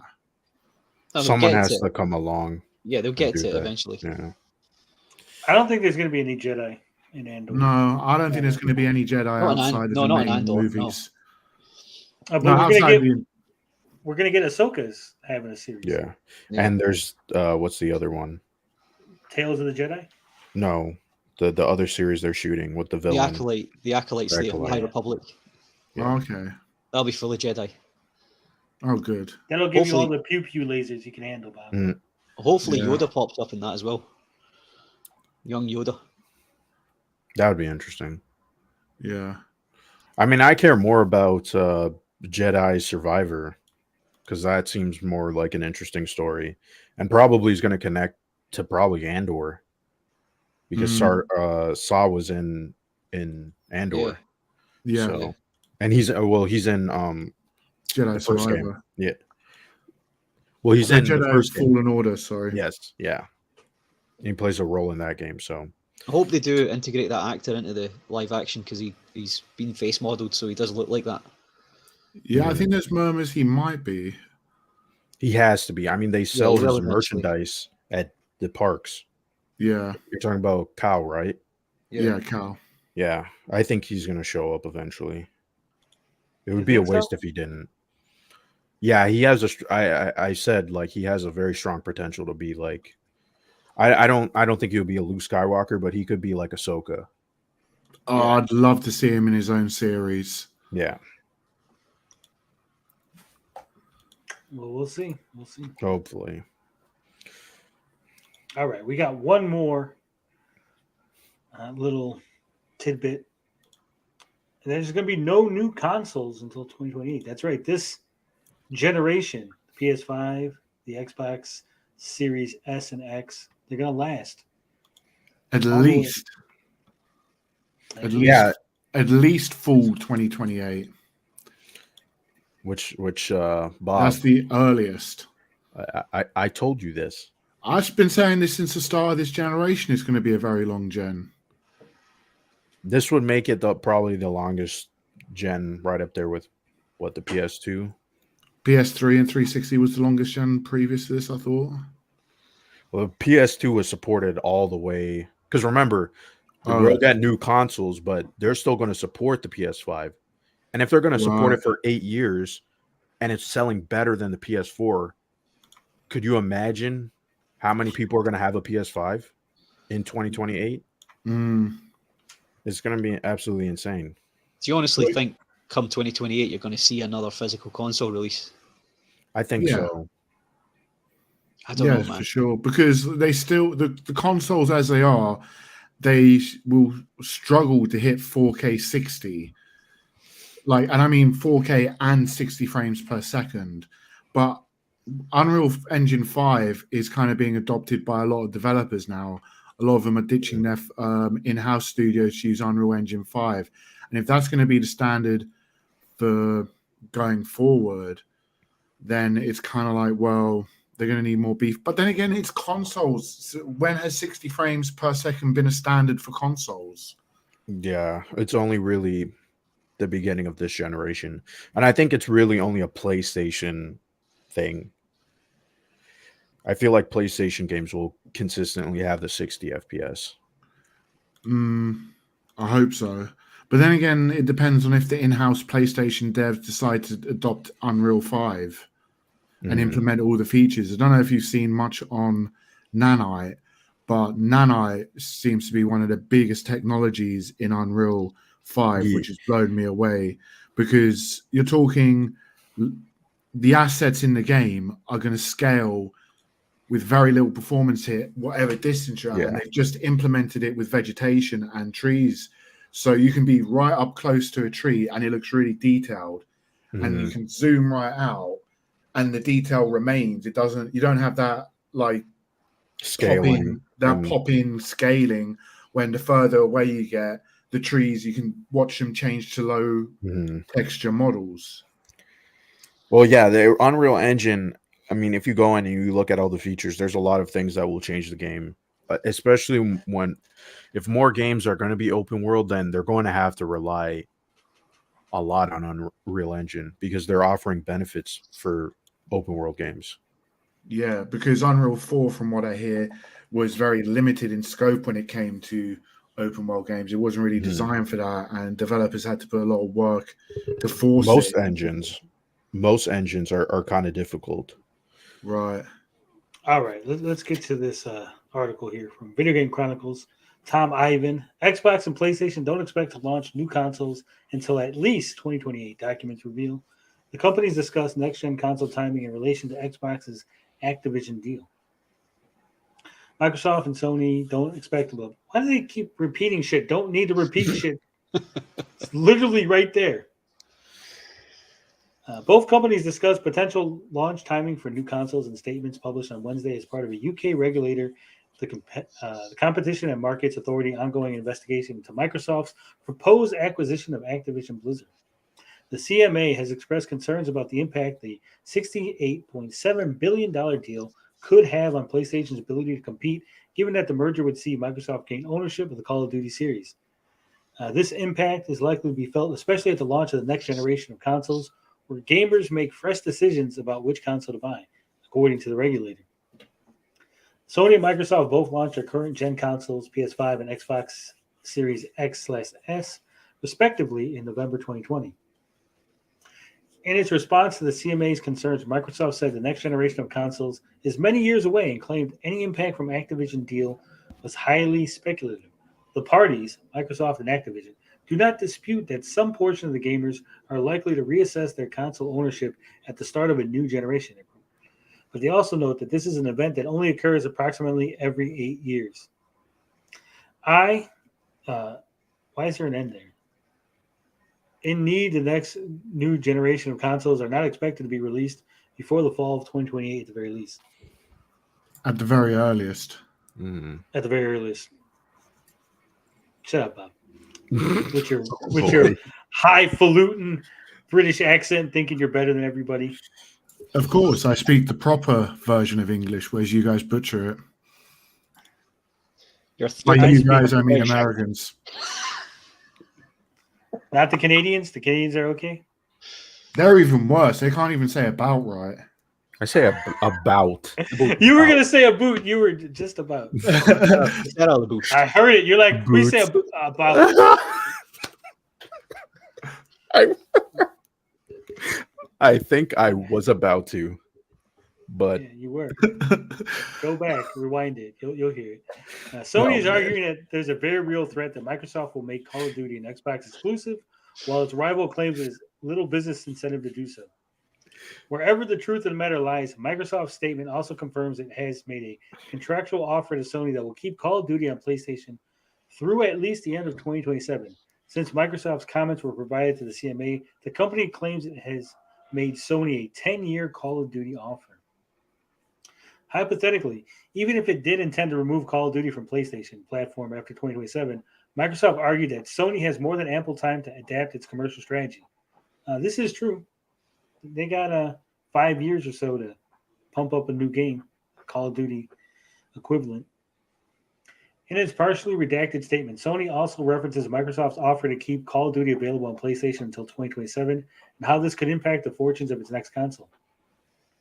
Microsoft has offered to continue making Activision games available on PlayStation only until 2027. By the time Sony Interactive Entertainment launched the next generation of its PlayStation console, which is likely to occur around redacted. Why did you redact that? That's the important thing that we need. It would have lost access to Call of Duty and other Activision titles, making it extremely vulnerable to consumer switching and subsequent degradation in its competitiveness, Sony wrote. I'm guessing this is either 2028 or 2029. Since the deal is until 2027, right? There's no point in saying redacted if it's saying around, because it's an approximate. Yeah. We can even roughly guess that it's going to be around about 2028 or beyond, because they've told us that already. Yeah. Even assuming that Sony Interactive Entertainment had the ability and resources to develop a similarly successful franchise to Call of Duty, it would take many, many years and billions of dollars to create a challenger to Call of Duty, and the example of EA's Battlefield shows that such effort would more than likely be unsuccessful. I don't think so. I think if you built a Call of Duty closer to... What's that? No, continue. And you'll hear my comment. I was going to say, if you build a Call of Duty type game closer to like the more popular Call of Duty, without all the crap that's in it now, I think it'd be worse. Yeah, this is just laziness on Sony's part to think that they can't match Call of Duty. If put the work in. Think, okay, what I said was they would fail. I don't think anybody can replicate Call of Duty just because it will be seen as a clone and it'll always be seen as inferior. And that's why they were pointing out to Battlefield, because Battlefield has a chance to be like Call of Duty, but That franchise is fucking ruined at this point. I don't know if it'll ever come back. Nah. Yeah, EA has just kept. It's like I don't know what they're doing with it. I don't Call know. of Duty. Oh, sorry. I was gonna say Call of Duty is basically ripping off Fortnite at this point. Yeah, Right? So I think there is a potential for you to go back to almost like Call of Duty roots type thing and say, look, this is the game you fell in love with, right? We don't need all that Fortnite bullshit and all that other shit in there, right? Well, I mean, this is what you want. the Warzone is separate from the solo games, so it's like almost like they're double dipping because there are people who will play Warzone and then they'll still buy the yearly Call of Duty game. Well, I don't think it's not going to be like out the gate you're challenging Call of Duty, but I think you could build something that would eventually at least come close to Call of Duty. Well, if I'm being honest, I don't really think Sony can make a good live service game. I mean, there's some in development, and I all think they're not going to be even as successful as some of the mid-tier. Well, get rid of that. That's the first thing that needs to go. No live service. Make it like the old Call of Duty wasn't live service. It had multiplayer online, and that's it. It's all baked in there. Well, the whole point of the article is about wanting to have a competitor because it makes so much money. Sony doesn't. No, they don't want a competitor. They want a cash cow. Yeah, they want a cash cow essentially, but like Sony doesn't really do that. I mean, it's kind of crazy to think, but Nintendo has better multiplayer games than PlayStation. Yeah. See, Puma Fist says, to hell with Call of Duty, bring back Counter-Strike. Counter-Strike Go is still wildly popular. Still going on. Yeah. I mean, they are bringing back franchises that are like Call of Duty, but they all fail. Go and get Medal of Honor back. Well, I know that. I just don't think anyone can compete with Call of Duty just because it's such an institution these days. And I think that attitude is why people can't compete. Once you've already lost the war, right? You're basically giving up. Like, oh, no one can compete, so why try? I think that's it. Well, Bob is right. The name sells. So it's easy to say that though, but when you're billions of dollars, it ends up in flames. I mean, look at why Amazon can't launch a game. It's because they're trying this exact same thing and they're not even in the industry. And we have Sony, who's a market leader, who's struggling. So I think it's easy to say that, but it's not. I mean, it's just not true, unfortunately. Because there's millions of gamers who just literally play COD, and that's it. I know that. I realize this, but like I said, I think again, it's not going to be year one, right? You're not going to come out the gate and take challenge Call of Duty, but I think there's room for you to build something and then slowly but surely build on it year upon year. Well, I mean, they would have to do that with something that's not like Call of Duty. How can they build on it? Well, unless it's a live service game that they build on year. When I say build on it year by year, I mean like, when Call of Duty used to have yearly releases. Yeah, but they had like 3 studios working in parallel. I didn't say this shit was going to be easy, Bob. I didn't say, hey, some guy in his garage with John Alvarado is going to make the next Call of Duty game, right? That's not what I said. I said I think there's room for it. Now, whether that means throwing a shitload of money. Remember, Halo was the result of Microsoft throwing a shitload of money at a studio. And hold on. This is a great point. And Sony's answer to Halo was, does anybody know the franchise? Killzone, and that failed. So they've tried to go after like this idea of insert popular game killer. That's always been a thing, and it never really works. So they have to really be careful, right? You should come up with something that is like maybe this Last of Us multiplayer game might work because it's story driven, but yet it's also multiplayer, right? That might be the next potential Call of Duty, but it's not a first person shooter. When I say take the again, this is like what we talk about Marvel. Just take the essence of what made Call of Duty, right, and then dress it up in your own franchise or dress it up in your own thing and your own story, whatever. But the multiplayer was fun for a reason. Figure out what that reason was and try to replicate that part of it. And I think you could build upon that. Will it be successful? Who knows? Maybe Well- it'll crash and burn. But Well, just giving up is not going to help. I mean, if the other situation they can go down is, I mean, they bought Bungie, and Bungie has Yeah. Destiny, so it's Destiny's not Call of Duty, but it could be Call of Duty, but they would have to do some more, like they should put out solo Destiny games, Yeah. right, and build out the universe, and maybe it could They're be like building Call of out Duty. they're building out the universe of Destiny 2. Like every time they bring out an expansion pass for it, the story's been ongoing. But what And he's saying, you've got what Blind is saying makes sense, because look at League of Legends, right? League of Legends started making games about certain characters and certain events. They're standalone games. You could do that with Destiny. You could take standalone things and build new games around them. Yeah, you have to Right. somehow exploit the IP for it to become like a Call of Duty. And you don't even need to put Call of Duty. Insert Mario. No one has we've seen competitors to Mario, but no one's a Mario. No one's a Pokemon, right? So I mean they have to figure it out and be creative, which I think is ironic, but Yeah, that might be the problem. Maybe you're right. yeah.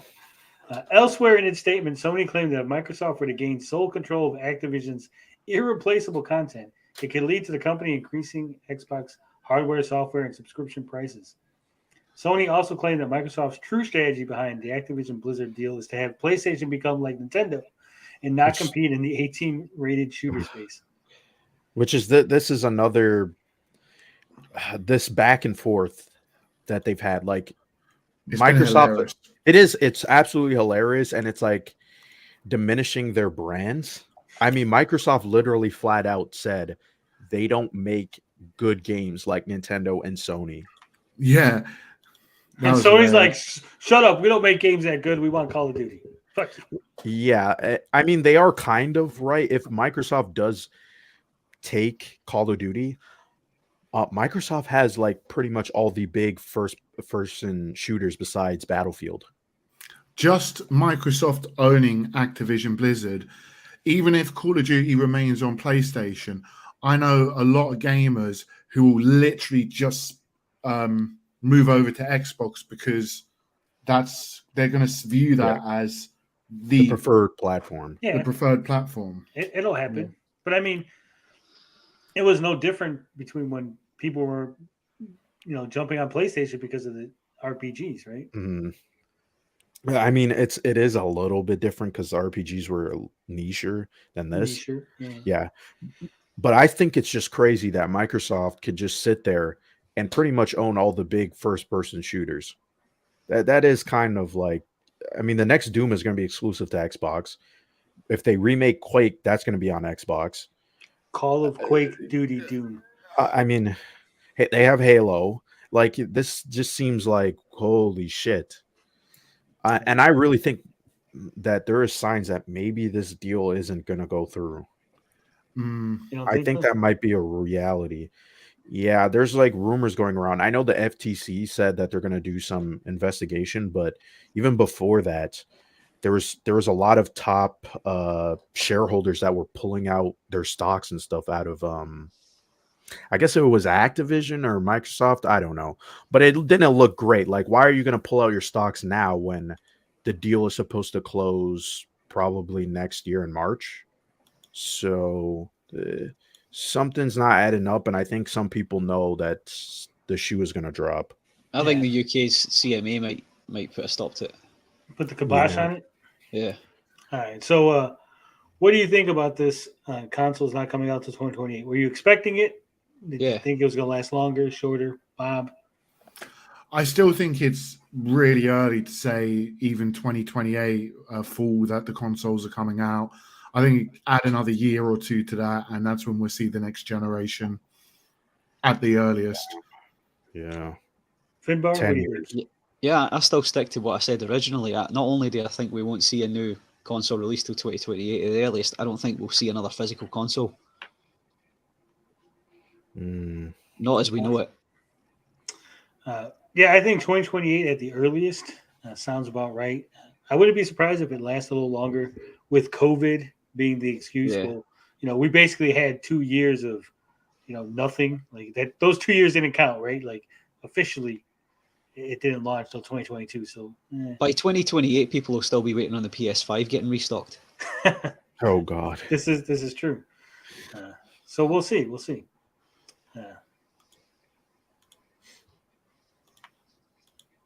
All right.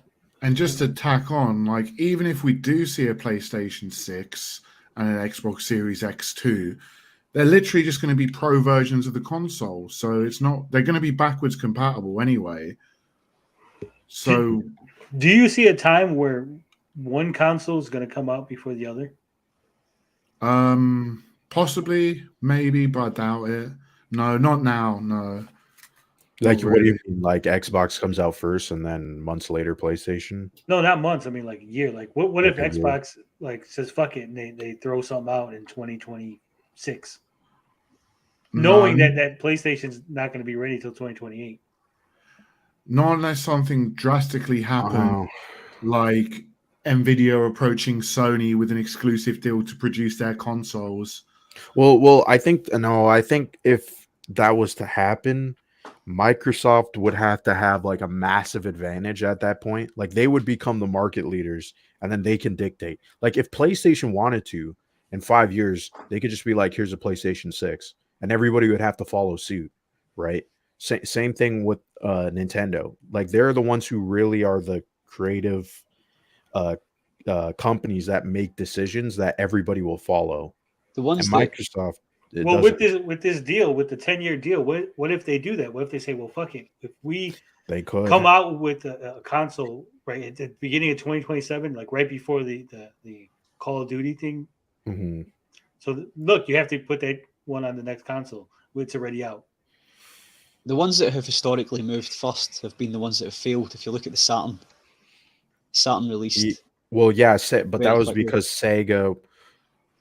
I mean, I don't really agree with that. Sega was trying to copy Nintendo, and that's why they were releasing their consoles early. They were trying to basically get a jump on them and be like, "Well, we heard Nintendo was doing this, and so we're just going to jump the gun before Nintendo puts out their system," and But that just sometimes- backfired, right? Yeah, sometimes it's better to wait to see what the competition are doing first and give it a Well, good look over. Nintendo and Sony are, like I said, they're the ones who are making the key decisions. And I don't think that's ever going to change, because unless Microsoft can sell a bunch of units, put out some of the best games, the best exclusives, and then also win over like a giant culture war that's happening with, all these consoles, it's never going to happen. Like, they can own all these IPs and people will still see PlayStation and Nintendo as figureheads because of their legacy. Right. Well, I think, okay, so some of the things that we're missing from this Sega Saturn discussion is Sega Saturn wasn't supposed to release. Remember? The retailers didn't know. They basically went to the show and were like, yeah, it's out now. Oh yeah, that was a fuck up, Yeah. wasn't it? Yeah. So that's part of why. And then the retailers were like, what the fuck? What's going on? And they got pissed. So there was a lot of behind the scenes stuff. Yeah. So part of it, it wasn't exactly like they weren't ready. It was already out. It was already built and everything. So it wasn't like they moved early. They just moved the launch months ahead. But to I think try to it get would the show. it would have still launched ahead of the PlayStation anyway. Well, they were trying to. When did the Saturn come out? Before the PlayStation 1. Oh, when? But like 95? 1996. No, 96. 95, 96. Yeah. So at that point, the 60, because I don't really think they were looking at the PlayStation. They were looking at No, what there they were was doing. Sega of Japan mandated an early launch to give the Saturn an advantage over the PlayStation. It had to also PlayStation- been an advantage of the N64 too, because remember the N64 was delayed multiple times, so the people already knew about the console, and I assume the industry people also knew. And on top of that too, the N64 was still more powerful than the PlayStation, and people knew that beforehand. I mean, you have to look this up and see if I remember correctly, but I mean, this is obviously I wasn't there during that time. Well, the N64 was released. Let's see. I think it was 1996. Yeah. So Yeah. the Saturn released in 94. Yeah, so that's In what I'm saying. Japan, The in Europe and America, I think it was 95. Yeah, but it was Yes. way ahead. So that's what I mean. The N64, remember, was delayed. I think it was like a year, 2 years. Mm. Yeah, but Yeah, the I PlayStation remember the 1, delay. September 1995 is when the PS1 came to North America. Mm. So they were literally trying to get ahead of the PS1 They because were. they released it in May of 1995. Because the reason why I say this is now you also have to consider the Dreamcast. Because I'm just going by what the people said. I know, but like in terms of the discussion, right? Like the Dreamcast was a reaction to PlayStation 2. PlayStation 2. Not really. No, it wasn't. It was a reaction to the N64 and the PlayStation. They had it all mixed up. Like they had a console that was already competing with the PlayStation N64, but it wasn't even on par. And so they made the Dreamcast, but the Dreamcast came out too late because now it was competing with all the new ones. Yeah. And that's what messed them over. That's why they had this huge financial problem, because it's like you just put out a console. Well, the fuck up with the Saturn and then the fuck up with the Dreamcast was it for them. Yeah. Because they tried to launch early to get ahead. They weren't really competing because they didn't have the hardware to compete. Mm-hmm. So then they're like, well, fuck it, we need the Dreamcast. But then they were too late. They were behind the 8 ball then. Yeah. Sega was I mean, they still are a dumb company in my opinion. Like they really don't know what they're doing. Freight Train says N64 games weren't as fun as these SNES games. They were the most. Noah's gonna really agree with that point. I agree with it. I never the had N64 still has some of the best games and probably the most influential games. Mario Kart 64 was miles better than Mario Kart on the SNES. Yeah, graphics. Yeah, gameplay wise. Nah, no, sorry. No. Is the spirit of Star Fox 64 was massively better than the original Star Fox. The spirit of Gary is it's all subjective, right? It was the era. I wouldn't say. I mean, sure, like in terms of like fun, but if you're talking about advancement in the gameplay and the technology, no, I don't agree. No, well, I am talking about fun. I'm talking from a nostalgic point of view as well. Play, did you never grew up with a? Yeah, I never grew up with it. I've played the games. I could kind of. But I play them as well. I go back and play them as well now, and they're not as I remember them. I remember them being a lot better than they are now. But at the time, I thought that was the peak. Well, I think there's a lot of things like that. It's nostalgia goggles. At the time, they were good. Comparing them to the newer experiences, you're like, oh, they really weren't that good. But I just can't really agree with the N60. I don't agree with that at all. Even if I didn't grow up in that generation, that it doesn't make sense. Well, it kind of does because to me it does because I mean, if you look at the volume of games the SNES has, just on a percentage-wise thing, there was more game. There was maybe triple the amount of games on the SNES compared to the N64. Yeah. So sure, that's a good point. But I mean, if you're talking about advancement and the gameplay, that's a totally different story than just the library. Yeah. So we're gonna put a pin. We'll put a pin in it. We'll circle back around. We're gonna put a pin in it because we got to go through the fan polls. Actually, it's poll singular this week. Not one poll. One poll. Only one. And here it is. The poll. I just remembered what the poll is. So 5 days ago, I reminded you guys to watch me on the Monday Night Grift. We talked about Pokemon being glitchy and some other things. If you haven't checked it out, I highly recommend it. But 1 day ago, and this got 132 votes in 1 day. So good job, guys. I said, are the Amico Forever crew liars or just idiots? And I was shocked because 40% of you said they were liars, but 60% said they're just idiots. Very close still. I thought it would be closer. What do you think, Bob? It can't get any closer. What's closer? 50-50? Well, 49-51 would be closer. I guess, yeah. I mean, there's a lot of things closer than 40-60, Bob. True, There's literally 20% difference between those two. That means there's at least 20 ticks. No, because if 10 ticks at most. No, because you go 41, 59, 42, 58, 43, 50. I keep going on, Bob, until we get 50-50. Do you not know how numbers work? Yeah, I do. But you can only get so close to 50-50. You know, there's a plus or minus of 10 either way. Okay. So you can't, that isn't 20 ticks, that's 10 ticks. Oh, you're not counting each one as a tick? You're only counting one tick on one side? Yes, because 51%. So when 40 moves to 41, that's a tick, right? And Yeah. when 60 moves to 59, that's another tick, right? Yeah. That's 2 ticks. Okay, but how far apart is 50? Who gives a shit? 50, who gives a shit? It's the same distance, man. It Why did doesn't we- matter. Why do we get into these arguments? It's not 20. You At can't this have point, 20 ticks of differences It's because the once you staple go of the show. over 50%, it's balanced again. You can't No, have but you're moving 2 ticks at once because you're moving one up and one down.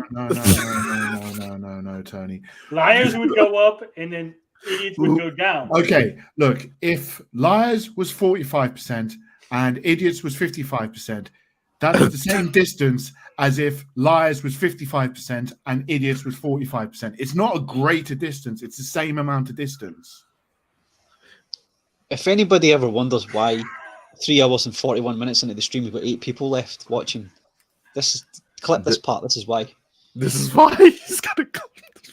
No, I would match. Well, again, Bob, we could flip it, right? So we can go from 41, we can go from 40 all the way, right, to fucking 49. 59. Right? From 40 to 49, right? Yes, Okay. that's 90. And then we could go past 50 because 51 to 49 would still be closer than 60-40, correct? Yeah.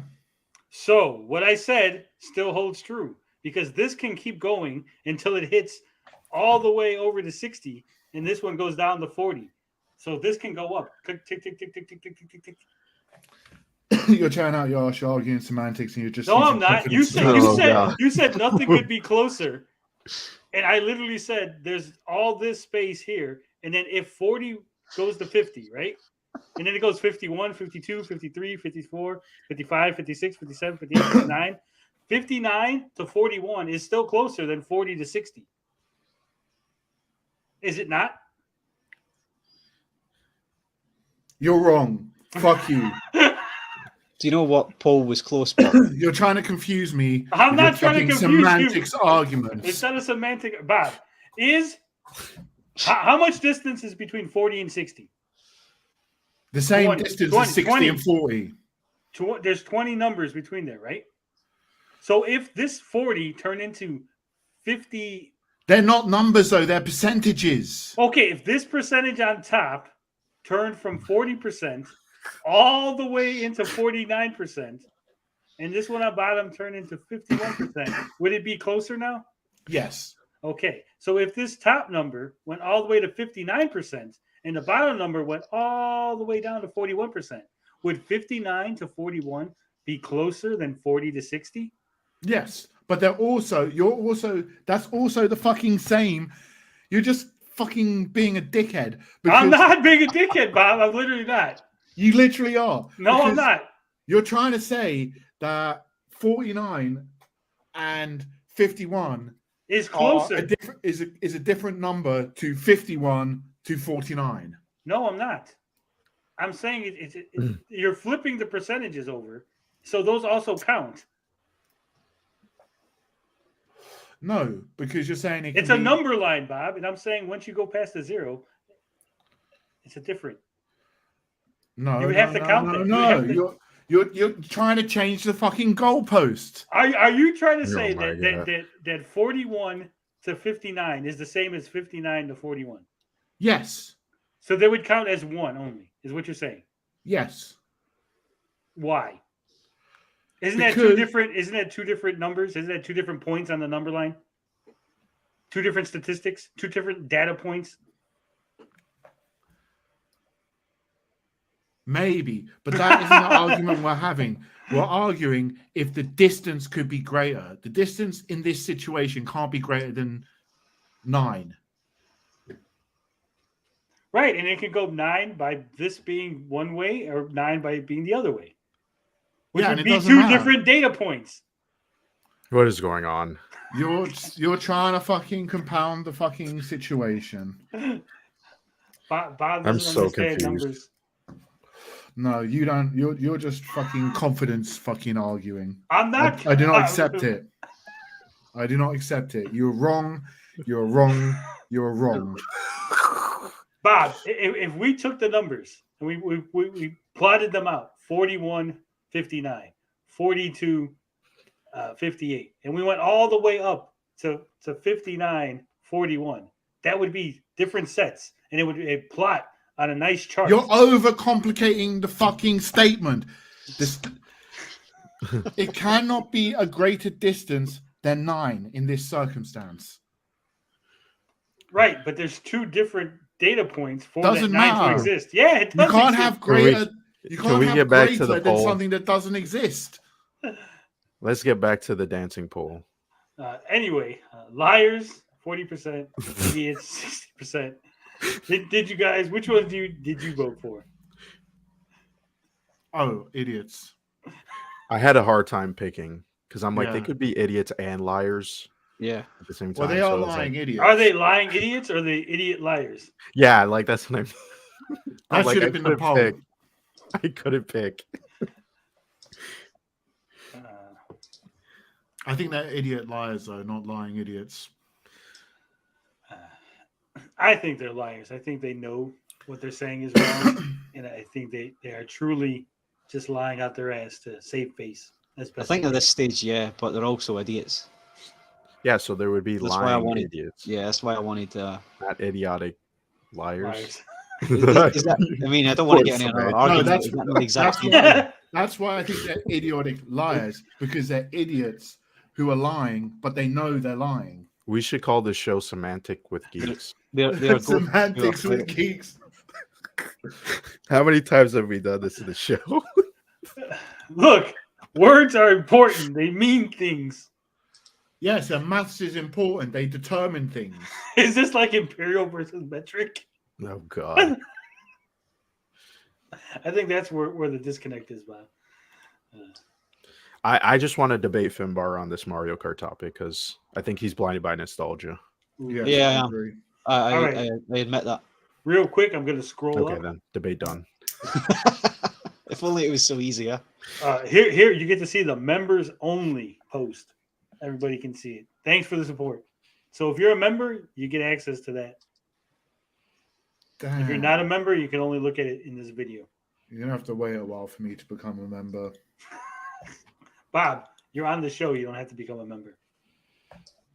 But I want to. You're just going to put the money back in your own pocket. And you're going to lose 30% to Google. Mm. But the emotes. The emotes, goddammit. I want the emotes. There's one emote right You now. need to make more. Well, I don't know how. You guys. I'll make more. I'll make more. How many? Is there a limit on how many emotes you can have? I don't think so. 9? 9? What the hell? Maybe. I don't know. I think there's 9 and it says like add more or something. I don't know. I You'll wouldn't figure mind it out. making some emotes. We got to have a biscuit emote. What? Yeah. An aubergine emote. We'll have to come. Fuck up you. with that. I just remembered. All right. I think that's it. 3 hours and 49 minutes. Almost hit the 4-hour mark. We're not going to be like Mad Max. And well, we have to go another 10 minutes because we got to be even. We're just going to kick Well, it off. we did go another 10 minutes. Semantics. I can go Semantics. another 10 minutes arguing about distance and length if you want. Well, you're wrong already, Bob. So. Look, 1 meter is 1 meter regardless of which end you count it from. Right. I agree with it, but since we have two different ends, it's two different data points, which is what I said. There's 20 data points between there. Shut the fuck up. Jesus. With your data points and you're sounding clever using terms and arguing semantics. It's You not never want to be semantics. wrong. Have you never done statistics and done like fucking charts and maps and fucking No. Give me- graphs? Have you never graphed a fucking formula? Yes, a little bit. Give me So a then wide you shot, know. Tony. Tony, give me a wide shot. Is snoozing. So then you know that when like 2x plus 3, and then you put it on the little graph, the x could either be a positive or a negative number. So then you have to plot it on both points of the graph, and the graph goes two different ways. Yes, but we're not talking about graphs. We're talking about percentages and the distance between one number and another. Oh boy. So you can carry this argument on backstage. You know, we can. You let these 9 people and me go to bed. Yeah, we'll let these people out of here. If you're watching this right now, if you're one of the 9, put in the comments section. Do you agree with Bob and his not sophisticated math, or do you agree with me? And there is actually that many data points between the two numbers to be closer than 40-60. There are that many data points, but that doesn't make it closer. Just because you, oh my god, don't confuse people with your. I'm not confusing anyone. I think you're confused. No, you're. We're gonna go before Bob yells at me. Thank you all for joining us on another Gabbing with Geeks. Like I said, all the clips will be put up, even the ones that Gary spoiled and ruined with his Garyness.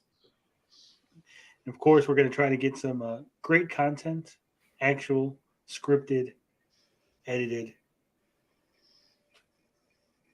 audio, nice content.